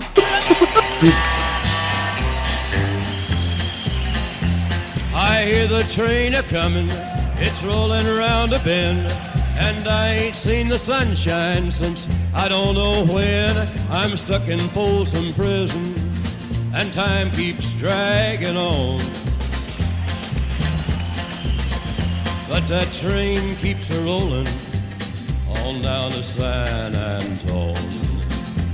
When I was just a baby, my mama told me, son, always be a good boy, don't ever play with guns. But I shot a man in Reno just to watch him die. We open in Eden. And it's exactly where we left off. As we're running, looks to his left and sees Caesar, and what's his face, Rivers Rain, looks to his right and sees Hawthorne. And all of the little victories that we've had over the entire course of the campaign flash through Frank's mind. And in that brief moment, nothing else matters than winning. And I am going to fucking is his resistance like passive, or does he have to turn it on? It's like, passive, it just happens. Okay, so then I'm gonna cast, the first thing I'm casting is fucking poison spray. And he has to roll a con save. He can feel free to roll low on it if he doesn't have a will to live. Inspiration 16. point. I And then turned- burn inspiration point. He gets that. I don't have, I mean, so I do that, nothing happens. Does he say anything? Immediately, Yo! he's like, he realizes like shit's going down, you're gonna kill him. And he steps aside and he's like, what's going on? I thought we were good. I thought we were gonna leave. Frank says, You're good with me, buddy. I didn't hear to say anything about it. Frank says, yeah, sorry, I never said that. And now I want to cast, I cast Shatter. I put my hand out. Roll a con At save. least, I think he has to at least take half. Either way, He does. This should hurt him. you just need guaranteed damage. This should be guaranteed kill. I need it to be. 14. Takes half. He takes half damage. That's a lot of damage. 10 damage. 10 damage. Come on. So he's at 15. What kind of damage is it? It's thunder. Thunder. So half to 5. Anyways. Bro, still buffed up. Anyways, It's so because it's magical. yeah, Okay. you cast Shatter, and it throws him back onto the ground. He tumbles into the ground, and as you guys The watch, snake that you the did. snake's leg goes to slam, and it slams on the ground on top of Hawthorne, and the snake is writhing, and it's still coming towards you. You watch as Hawthorne gets crushed. And the snake is now coming at you guys. What are you doing? Are you gonna leave? I want to make sure he's dead. I will fight this snake. I'm not gonna have a situation where he comes back in the next campaign. I'm killing this guy right now, Trevor. Me and River Rain are gonna run away. Yeah, they can run. This is gonna be a Frank V snake fight. Oh my god. River's Rain, he's gonna jump up and try to wrangle this snake. So he jumps up Yes! and wraps his hands around his mouth, trying to close it. This snake is fucking powerful. Stories are told about how it would fight the devils and gods just constantly. It's the king of all monsters.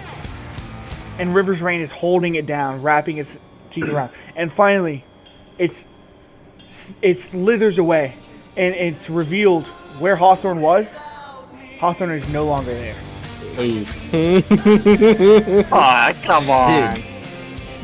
Hey, Hawthorne's leaving, dude. He's Misty stepping out of here. Fuck this guy, dude. My God, Respectfully. he's gonna come back and kill us all. Yeah, we need dude. to tell him more. Are you kidding? Too dangerous Fuck to outta be here. left alive. I Frank, lose him? you hear a twig snap behind you. And Oh, nice music. okay, so he is going to try to unarmed strike you. He's trying to command. 17. He hits me, but I'm hellish rebuking his hoe ass. Yeah. Is he doing any damage? Not yet. It's an unarmed strike. Okay, so look, he puts his hand on you, and he says, he does command. I got a con save for that, don't I? Yeah, it's gonna be a 20. Well, actually, I think it's a Or 19. is it like is it a wisdom save? Yeah, wisdom save. 19. He says, start walking and don't stop.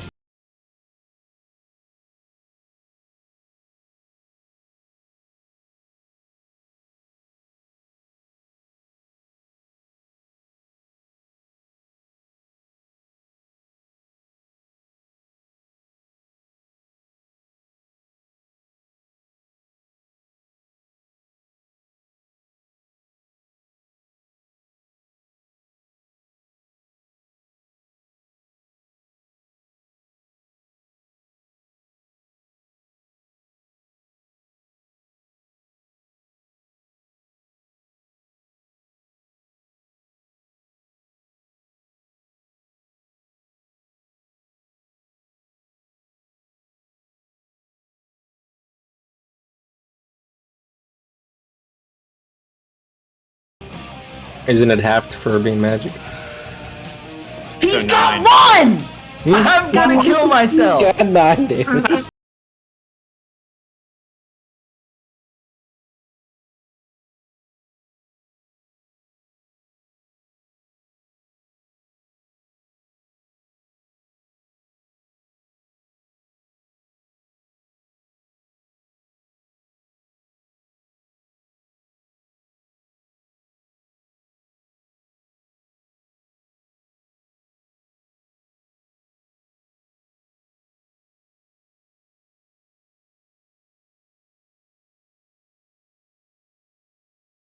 Hard against Hawthorne, he's gonna go hard against you back. He He's wants got to 1 live. HP. Rivers! I'm screaming. Rivers is holding the snake, fucking flailing around in the air. So he's rolling Caesar! Eldritch Blast on you. He's gonna do 3. First one is 19. Kirby music. There's no way Caesar left me. Caesar's did. here.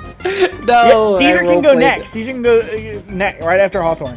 He hits on all 3 of these Eldritch Blasts, though. That's fine. Kill me. He's 1 HP. We can't end this day until this guy is dead. So 6, 6, and 12. I'm So not dead. 24 I'm dead. damage.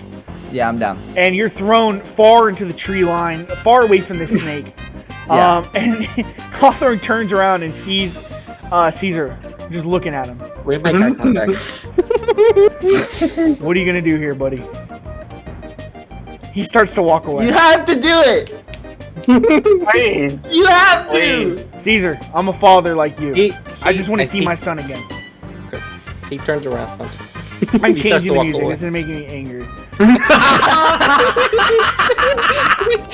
Ridiculous song. Ridiculous. He can be angry. Terrible people. Who put that in the thing, dude? Who put that in the lineup? And y'all let it go for so long. Hawthorne died dude. That's the sound of Frank getting launched into the woods.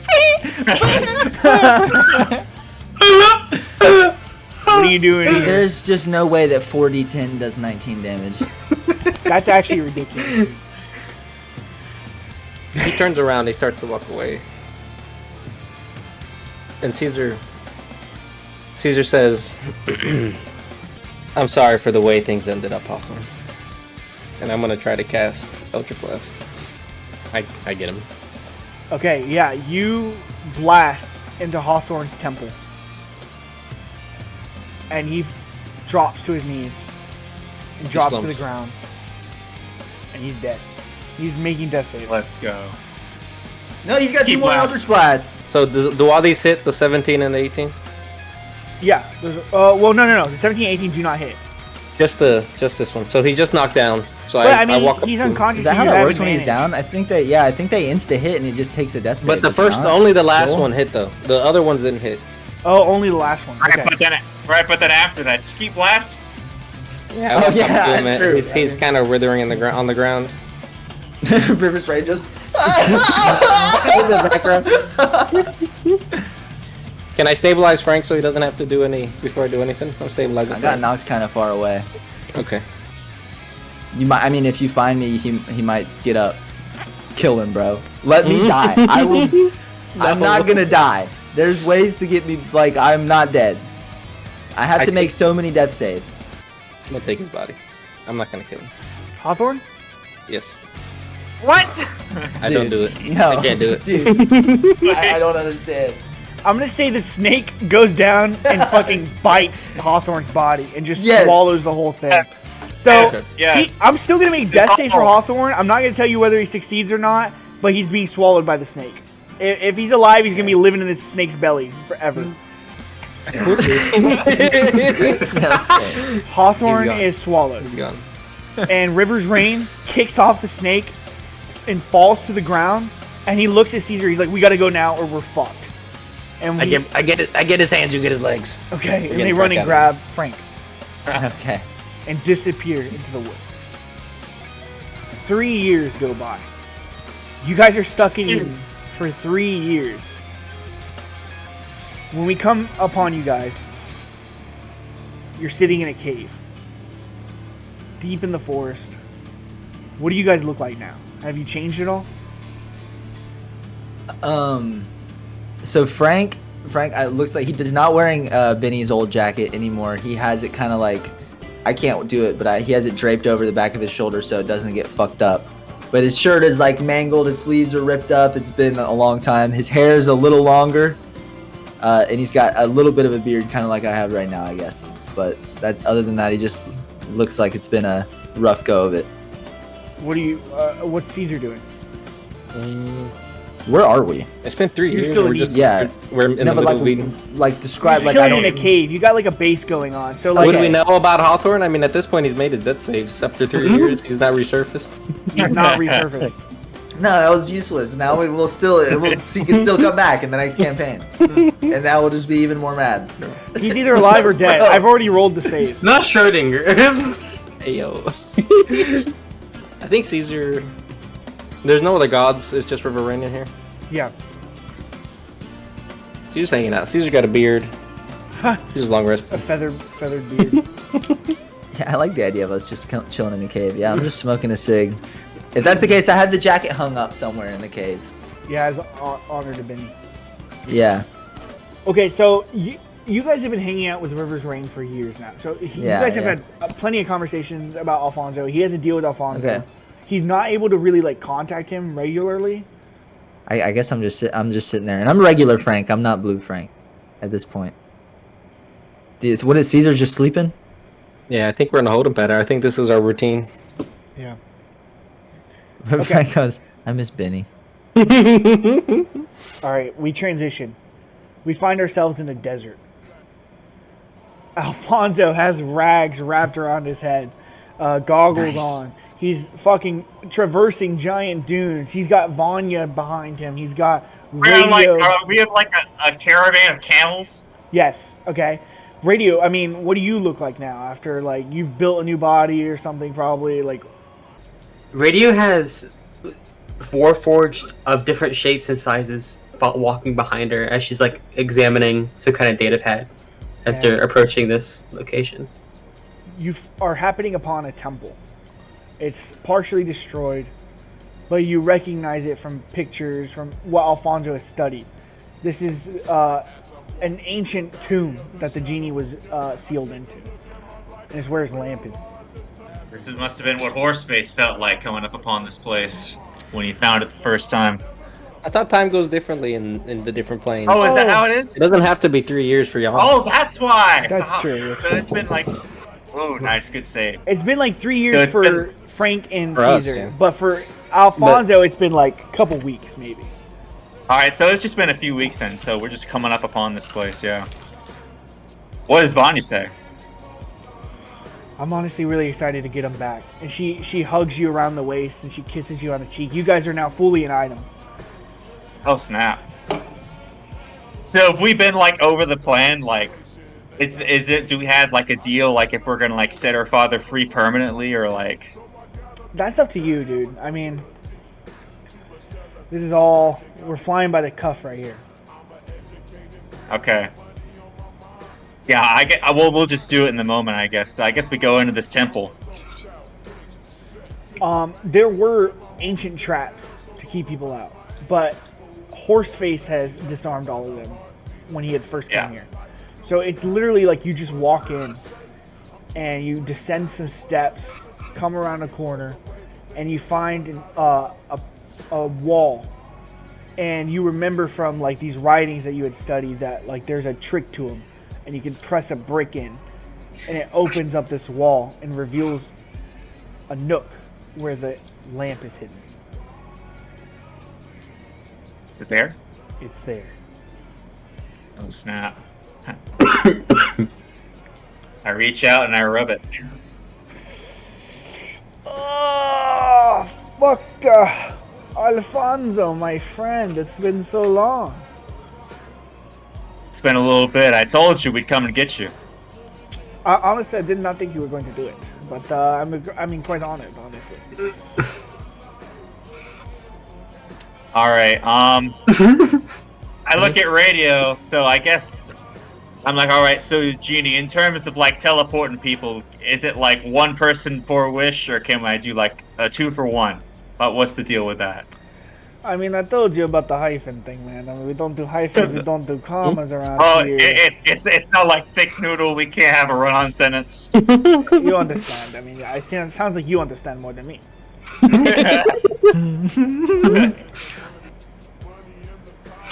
Okay, I wish that Frank, wherever he currently is on another plane, was teleported to this location. Instantly. The sand before you starts to pile up and form into Frank. Frank, you got a beard now. You're fucking older. Slightly. Yeah, I looked at. I mean, you know, the best part is that all of this is just an intentional cosmetic change because Frank is in complete control of his appearance. The jacket is draped over his shoulders, and he goes, "Fonzie? Radio? Frank, is that you? I think so. Is that you? Am I tripping? I fired. You're back on the material plane, baby. Have you not? I guess they don't have access to raises over there. Holy shit! Oh, it's been 3 years, Fonzie. Wait. What are you talking about, Frank? Frank, what are you talking about? It's been 2 weeks. We still got wishes? We gotta get Caesar. Caesar sees Frank. He's Caesar sees Frank disappear. He's like, ooh. Even the minute that y'all have been talking, it's been like 2 days. I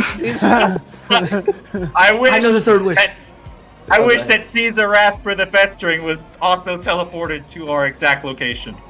Okay, I'll do that, and then, you know, obviously the third wish is to free me, so you let me know. Genie. Hey. I've had a lot of time to think in Eden about my actions, okay? And the way that we interacted over, you know, in the last, you know, for me it felt like it's years ago, but I know that this was all pretty recent in your mind. So, yeah. I think about it all the time. Yeah.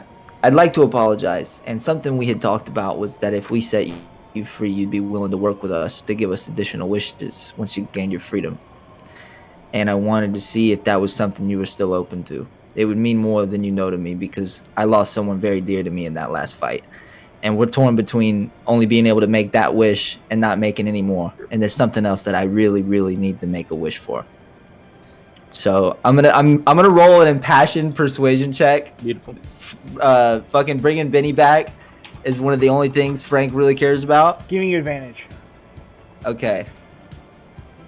Rolling plus 11. So the first one is a 17. Mm-hmm.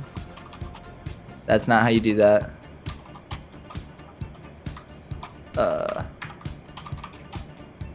Next one's a dirty 20, which is really a 21. So, The genie hangs his head and he says, Frank, I wasn't the best either. I did a lot of regrettable things. I'm glad that we could grow as people. And come to an Absolutely, man. understanding. I killed a And- baby one time. You know, we've all done things we're not proud of. I talked about maybe killing your kids. Tried to kill Hawthorne's kids. Sounds like But water what I under the realized, it's all water on the bridge. And what I realized, Mr. Genie, is that most of the stuff we were beefing about was because of that stupid fuck Hawthorne. You know what I'm saying? He was putting us against each other. It's kind of, you know, like not even you and me could have been homies in another life. bridge. Absolutely. I mean, who Maybe knows? we dap it up here, seal the, you know, in the beef. What do you think? You want a hug? Nice. Electricity crackles as your fists touch. Okay. So I got 2 wishes. First, and I turn to the rest of the crew. Do you guys care if we wish Benny back? It's 100% on board. Am I back?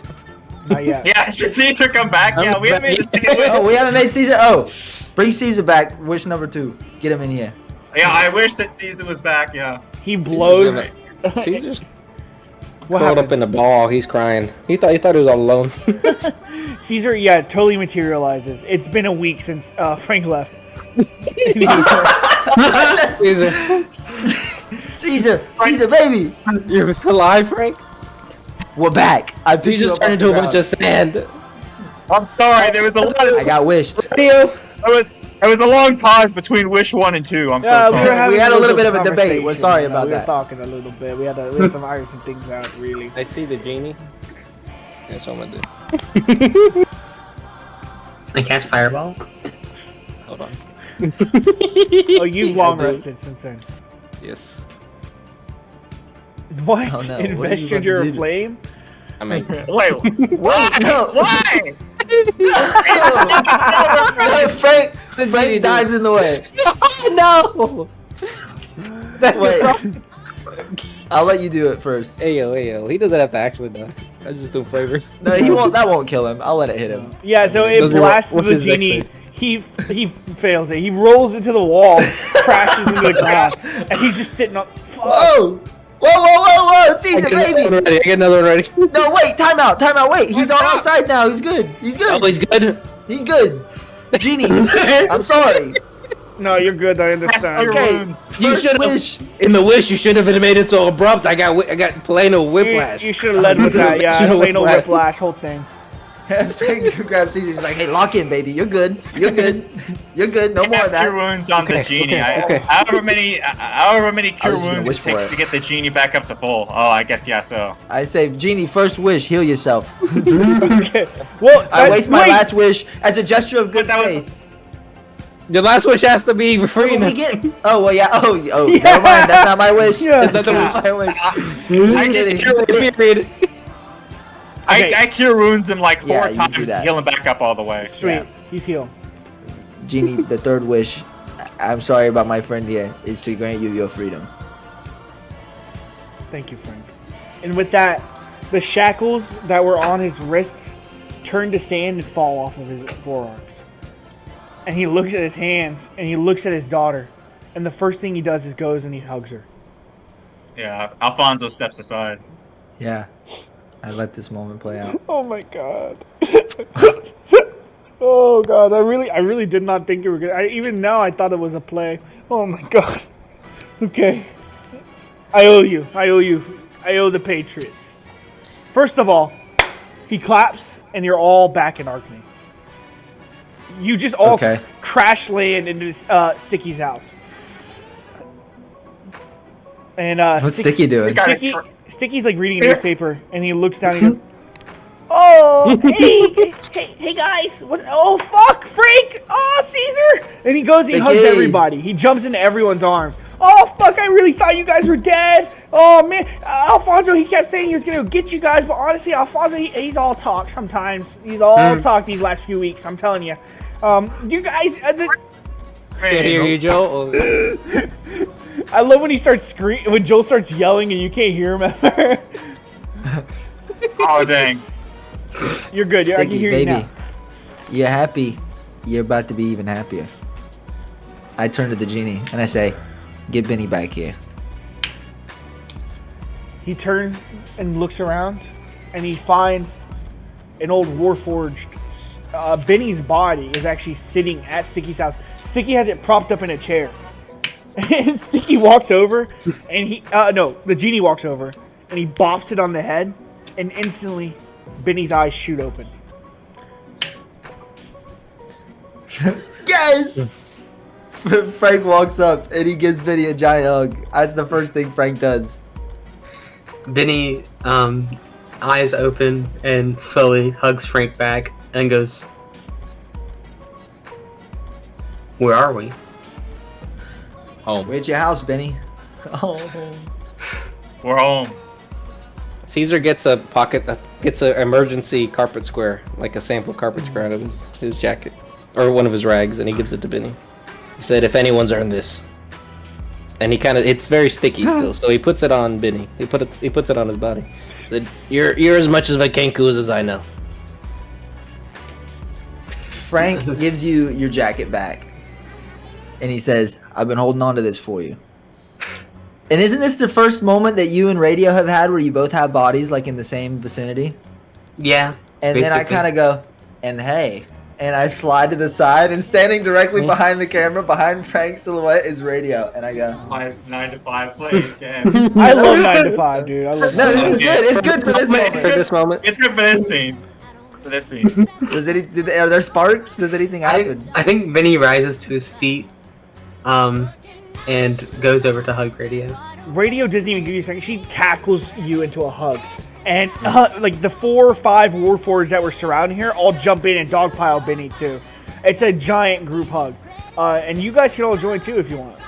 Yeah. Oh yeah, group hug. Everyone jumps in. Sticky, he's waggling in there. Is the genie in there? The genie's definitely in there. He's like hovering The genie invited around, himself in. telling everybody.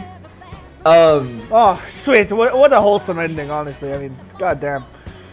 And we killed that We Hawthorne couldn't have done it without motherfucker. Genie. Yeah. I got one more wish. I need to know something. Look, Frank, I love you. I want to tell you something. I'm sorry. My magical energy, it's being depleted from these wishes. I can give you one more wish easily, but the next couple, if you keep asking, it's gonna start hurting me. I want you to know that. That's fine. Listen, this is the only one I need to know right now, and then we can charge you up as long as we need. Back in Eden, did we kill Hawthorne? Let me think about this. Let me search the celestial planes. Oh shit, guys! No, Hawthorne is not the dead. That is God. one alive motherfucker. He sees Wait different. until he saved on his death saves. Yeah, no, for real. He failed his first 2 and then succeeded his last 3. I promise you. I trust you. I genuinely was gonna let him die if he died there. He failed 2, and that's why I gave a look at the camera. I'm like, he's dead. And then he got like a 16, a 12, and a 13. It was crazy. Bro, 1 HP to failing 2 death saves to then hitting 3. Like that is as death's on death's door as you can do. Yeah. He earned it. He earned it. Gotta get some No, perspective. he earned it. He's back. And Frank Gotta get says, some okay, perspective. and he pulls out his cigarette and he says, "That's okay. He's still stuck. He's gone for now. I think it's time for us to party." What do we Yeah, say? I think we earned it. Sticky, you got any booze? Always, man. I got this sticky tree nectar booze. Sticky, why are you talking like that? Oh, I'm sorry, guys. You know, I hear the genie, and I'm like, I used to play poker with this guy. I just want to fucking talk like You're him all working the on time. impressions.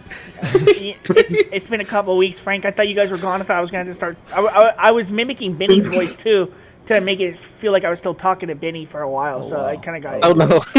Go get the drinks. Sticky. I'm glad we stopped that, Stinky.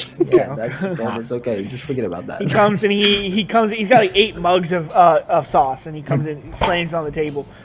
Drink up, fellas. Oh yeah, dude. Let's One say Piece party festivities- moment. Yes. Festivities go. Hey, we flash throughout the night. Everyone's dancing, partying. You guys are boogieing, having a great time. This party starts at Sticky's house, but eventually, like, you guys are calling people, other people are calling people, more and more people are showing up, to the point that this party starts spilling out onto Sticky's lawn. And as people come, they bring tables, they bring lawn chairs. The party slowly grows until it's an entire block of Arkney just fucking getting down right here. Yeah. What ends up happening is some of the people to show up, right, is, obviously, Lil Ronnie, Big Ronnie, he shows up. He lived. He's missing an arm from his Hey, leg. yo, what? He goes up to you guys. What's up, guys? Ronnie. Bring it in.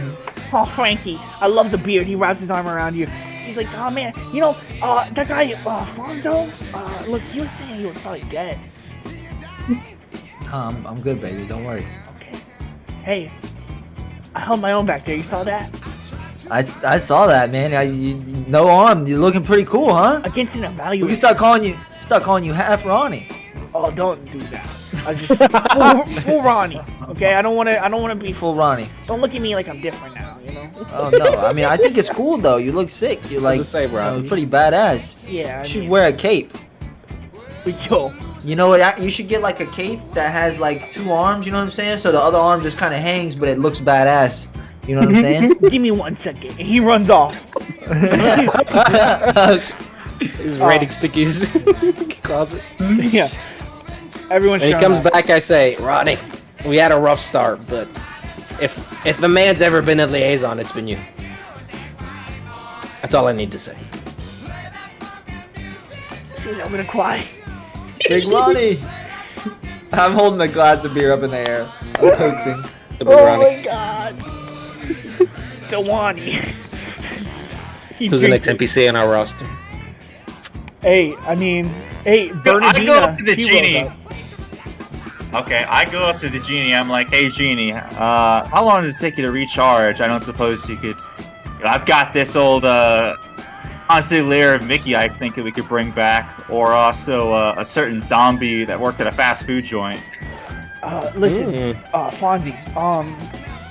Truthfully, I'll help you bring back as many people as I can. But oh, sorry, that's not his voice. You know, Fonzie. I mean, pretty soon I'll be recharged. Bringing people back from the dead, this is a very heavy toll. And not to mention, we're probably going to piss off some gods if we keep doing it. I mean, there is always the Warforged option. That's not going to anger any gods. All right, we'll put him in the Warforged. I just want to talk to him again. Hey, I'll bring them all back right now. Watch this.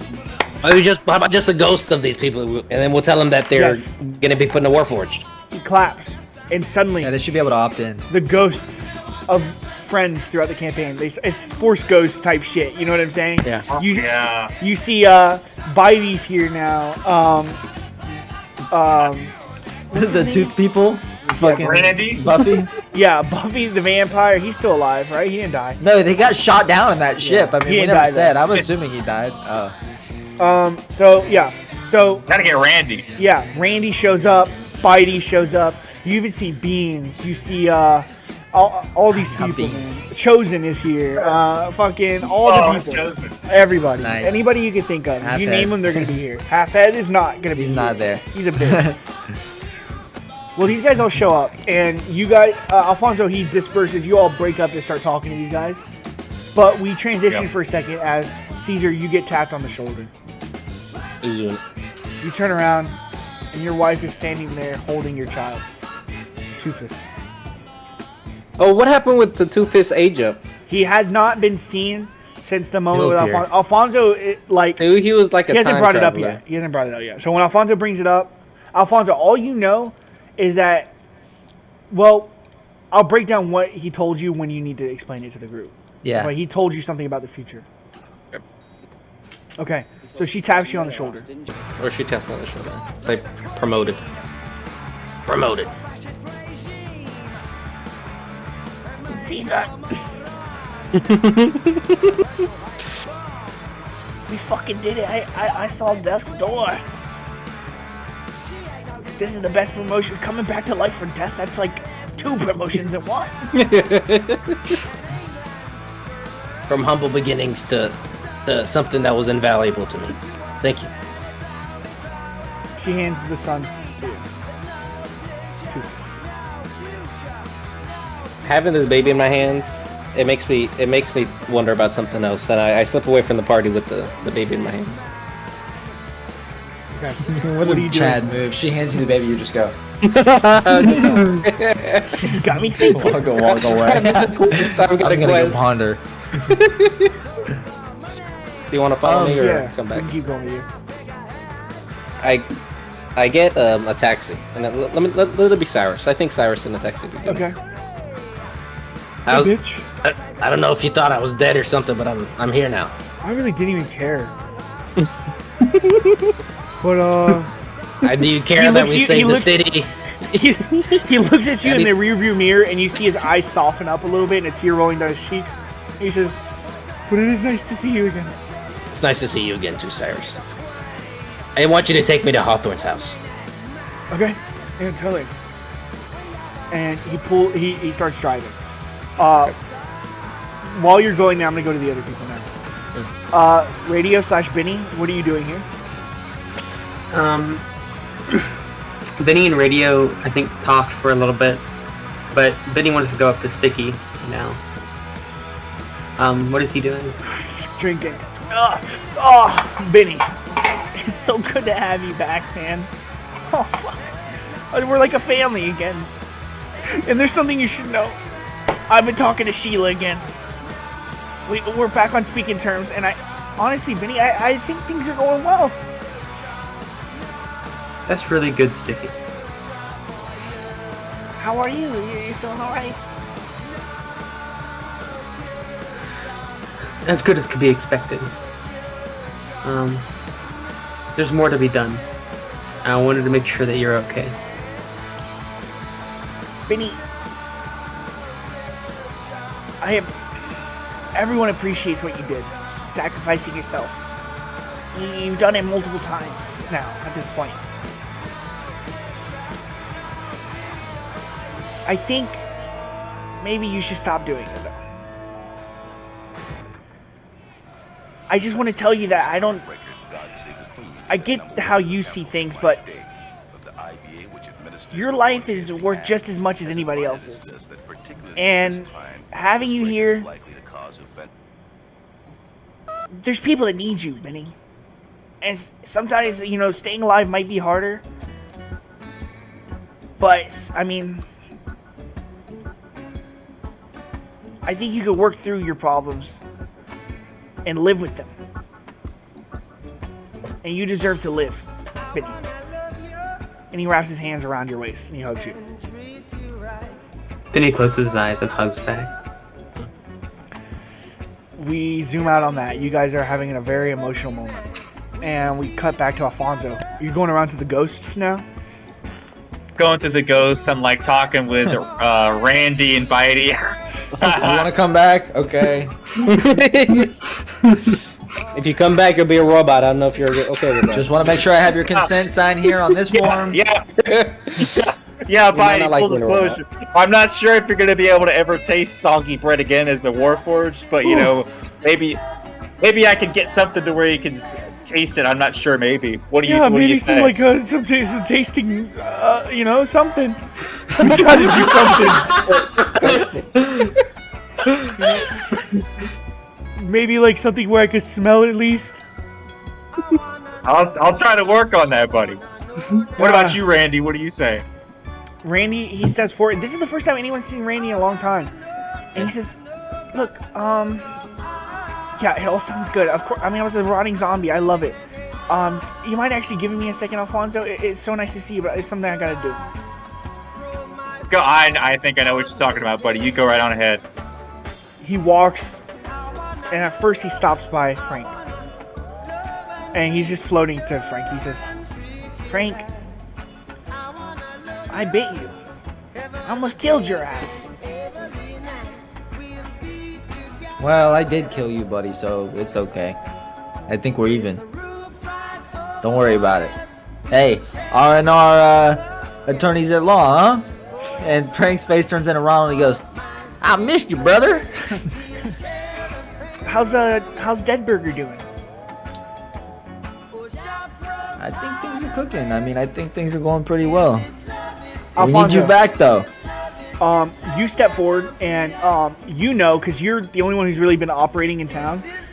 All right. That since everything has gone down, a lot of members of the community have gotten this staff that was Leary Johan's staff. and has put it in the center of Deadburger. It's specifically Caesar's dad that did this, and basically like connected some wires to it to make like a tower, and now it's affecting all the zombies in Arkney are officially awake again. Oh, so they all have free will. That's cool. Yes. And he says, I gotta go, guys. I'm gonna go see Jennifer. We're gonna tie the knot. And You gotta ask Look, for. Randy. oh shit! No, Yeah, you gotta ask put her. me into a robot first. Yeah, I was gonna say, I can't do this. I think if we put you in a robot, you'll be good. Yeah, of course. You're Yeah. still strong armor. Yeah. Okay. Okay. And he wraps his arm around Alfonso, and you guys disappear to the crowd. Frank, is there anyone you need All to right, talk to? Yeah, I want to say that Frank is doing. After this, there's like a little bit of a cutaway, and it's Frank doing an interview as Philip Fuck with Bo Bogan, getting on the live stream saying, "Listen, everybody, we got a Patriot party happening. The people are coming and it's popping. Okay, the Patriots saved the town." I'm assuming we won the election. Was there any kind of What? election They in the elect- interim? Like, Yeah. So- did people elect Philip Fuck while we were People gone? did vote Fuck, but because he never showed up to the thing, so it's just kind of like been a vacant spot. But Fuck I'm is making my grand reappearance to the people. yes. And I it, just want to let everybody out there know that's kind of why this party is popping like this too. It's the return of Philip Fuck and the Patriots. Everyone come down to the hashtag We Saved Arkney party happening at, I list the address, I list Sticky's house. We got bottles, we got blunts, we got dark bark. We're getting after it down here, folks. Listen, come get fucked up with Fuck. It's the 2023 victory party. We fucked them, gang. Hawthorne is gone. I know everyone was a little scared. I'm back, bitches. Let's ride. Thanks, Joe. Or thanks, Bo. Hey, glad to have you on the show. I have Lindsay with me too. Me Yeah. and Lindsay, and I put her hand up and I'm like, Oh, "Check out nice. my Yeah. beautiful bad bitch." Finally, we cut back to Caesar. Caesar, car's parked, and you get out of it. I walk up to the house. I knock on the door. A young blonde woman answers the door. She's rocking her crying baby in her arms. You notice the baby's really hairy, you know, it's got those werewolf genes. Okay, so Can I she come looks in? up at you. She says, "I'm sorry, who are you?" My name's Caesar. I knew your husband. Do you know what happened to him? We could talk about that. Let's do that. Does she lead me in? Yeah, come on in. I take a seat at the dining table. Yeah, I got some coffee here. She puts it in front of you. We're drinking this coffee. You know, I just had my rug installed, but I know Kenku like that. This isn't that sort of visit. Not a roll around in the rug sort of visit. Oh, of course. I don't know how much you knew about what your husband was doing and the sort of work he was doing with the police department. Honestly, he didn't talk to me very much until everything went down with that broadcast and then all the attacks. I honestly had no idea what was happening. He thought he was always doing like what that. he thought he was doing what was right. From what I was able to see in my time with him, he had made some choices that he couldn't take back, and he was trying to make things right. Your husband, I don't think you might never see your husband again. He's still alive, but not in a way that you'd be able to see him again. Okay. I understand. So was he in jail or? He's in something like that. He hurt some people. He can't anymore, at least for the time being. And if he tries something, there'll be people who can take care of it. Okay. Thank you for coming and talking to me. I'm gonna try to make something new here in whatever's left of Arkney after everything town's been through for so long. If you want to be part of it, I'll be here. We'll be at the Dine District. That's where I'm gonna set up my HQ. Okay. There's always space for you and yours. Thank you, Caesar. And And I leave.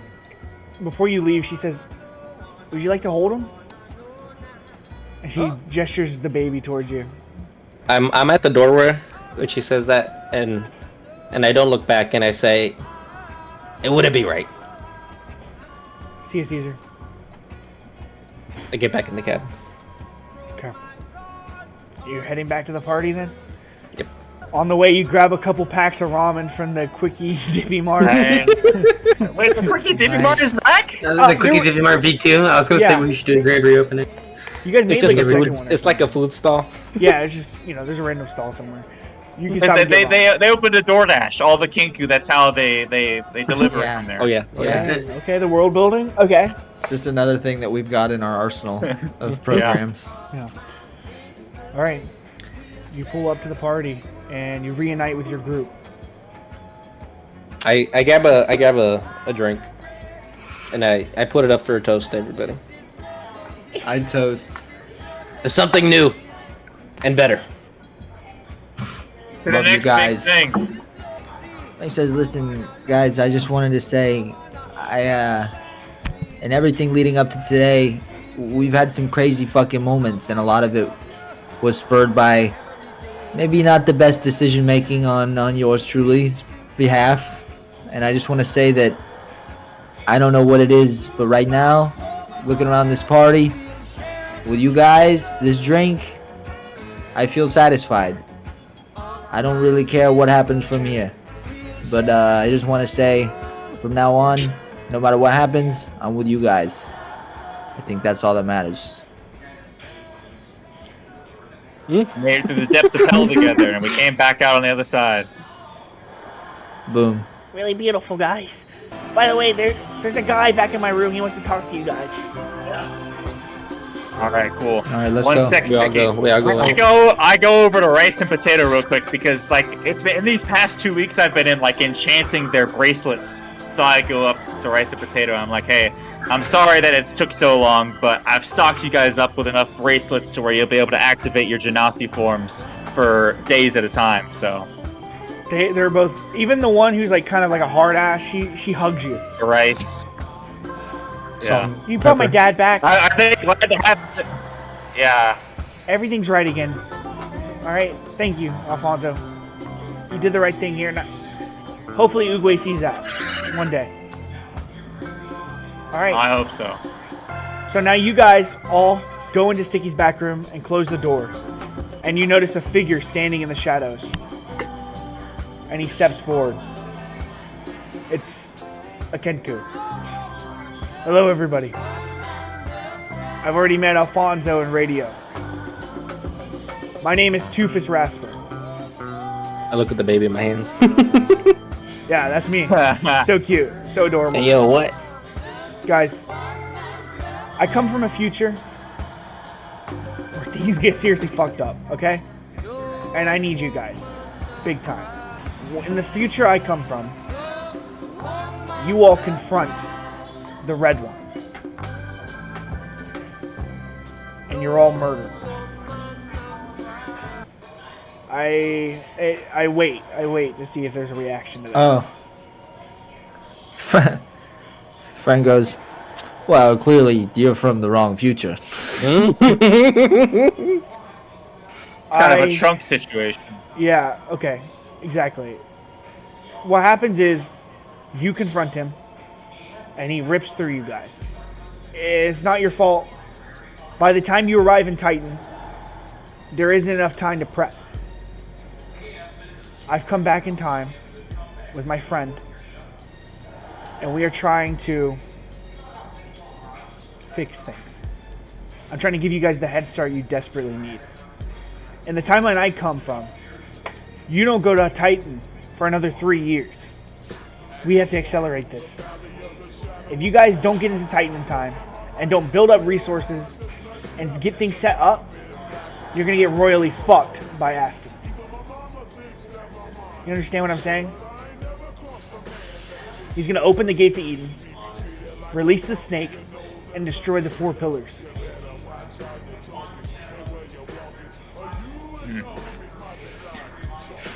Frank thinks about everything that he just said out there, and he turns to the group and he says, "Before we get involved in this, Do we care about this? Is this where you get? Do you guys care? Is this a struggle that we want to get involved in? If it is, I'm in. I mean, If not, it I'm seems down for like if whatever. we don't, then I mean, it could lead to end of the world. And so if there's Well, no world, then There's something to that, though. I mean, we've got everything we want right here, you know? And I mean, maybe sure there's an expiration date on it, but I'm just saying this is a big decision. This is the first moment of peace we've had in a long time. And so I just want to put it out there that if we're going to get into another thing, I'm down. Like I said, I roll with you guys. I just want to know that this is what we're sacrificing, even if it's temporary. In We gotta be the okay with that. in the future, something so bad happens that even though we're comfortable here, we still want to go to Titan. So I think this is the way we can do it right. If at the end of the day we're gonna have to do it anyway. In my timeline, he steps forward.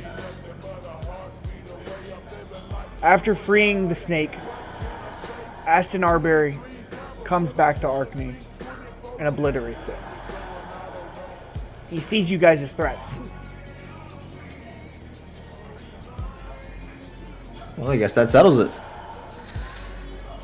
I guess we enjoy this party while we can. yeah. And like I told Alfonso, you guys still have time. But within the year, you have to be in Titan. All right. Let's do this, guys. Let's go. No rest for the wicked. We gotta find some toes. Finally, the camera pulls away and cuts. And we leave Arkney for the last time. Beautiful.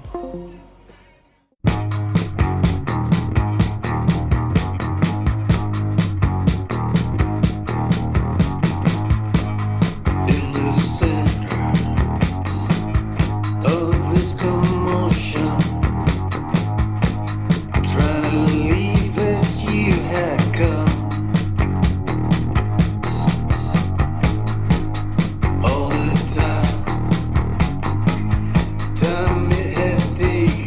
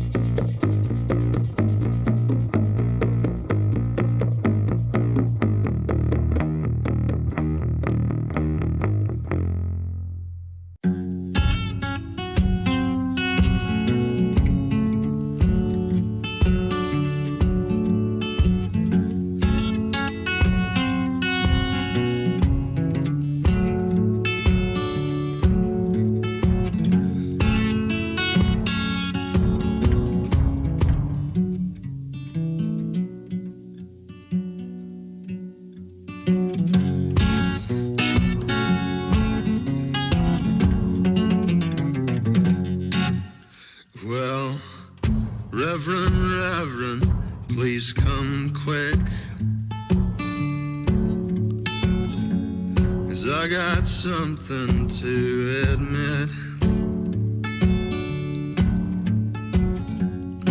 I met a man out in the sticks, a good old miss.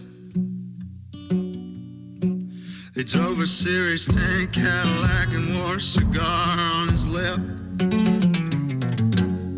Don't you know the devil wears a suit and tie? Saw him driving down the 61 in early July. White as a cotton field and sharp as a knife. I heard him howling as he passed me by.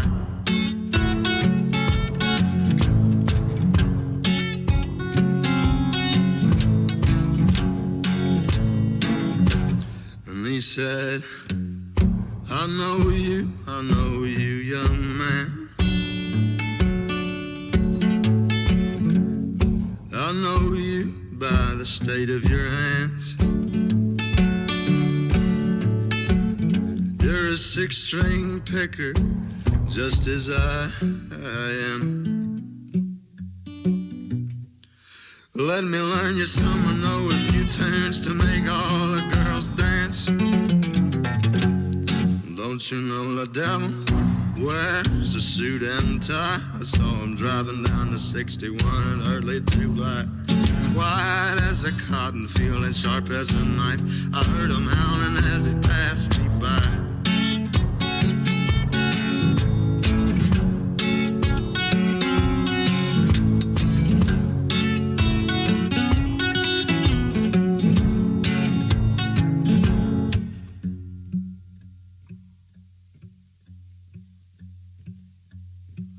Oh, foolish, foolish was I.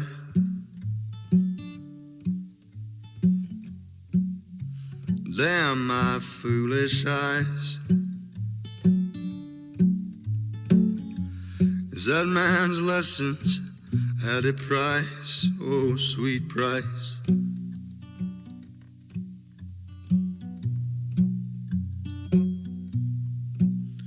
My sweet soul, everlasting, a very own eternal light.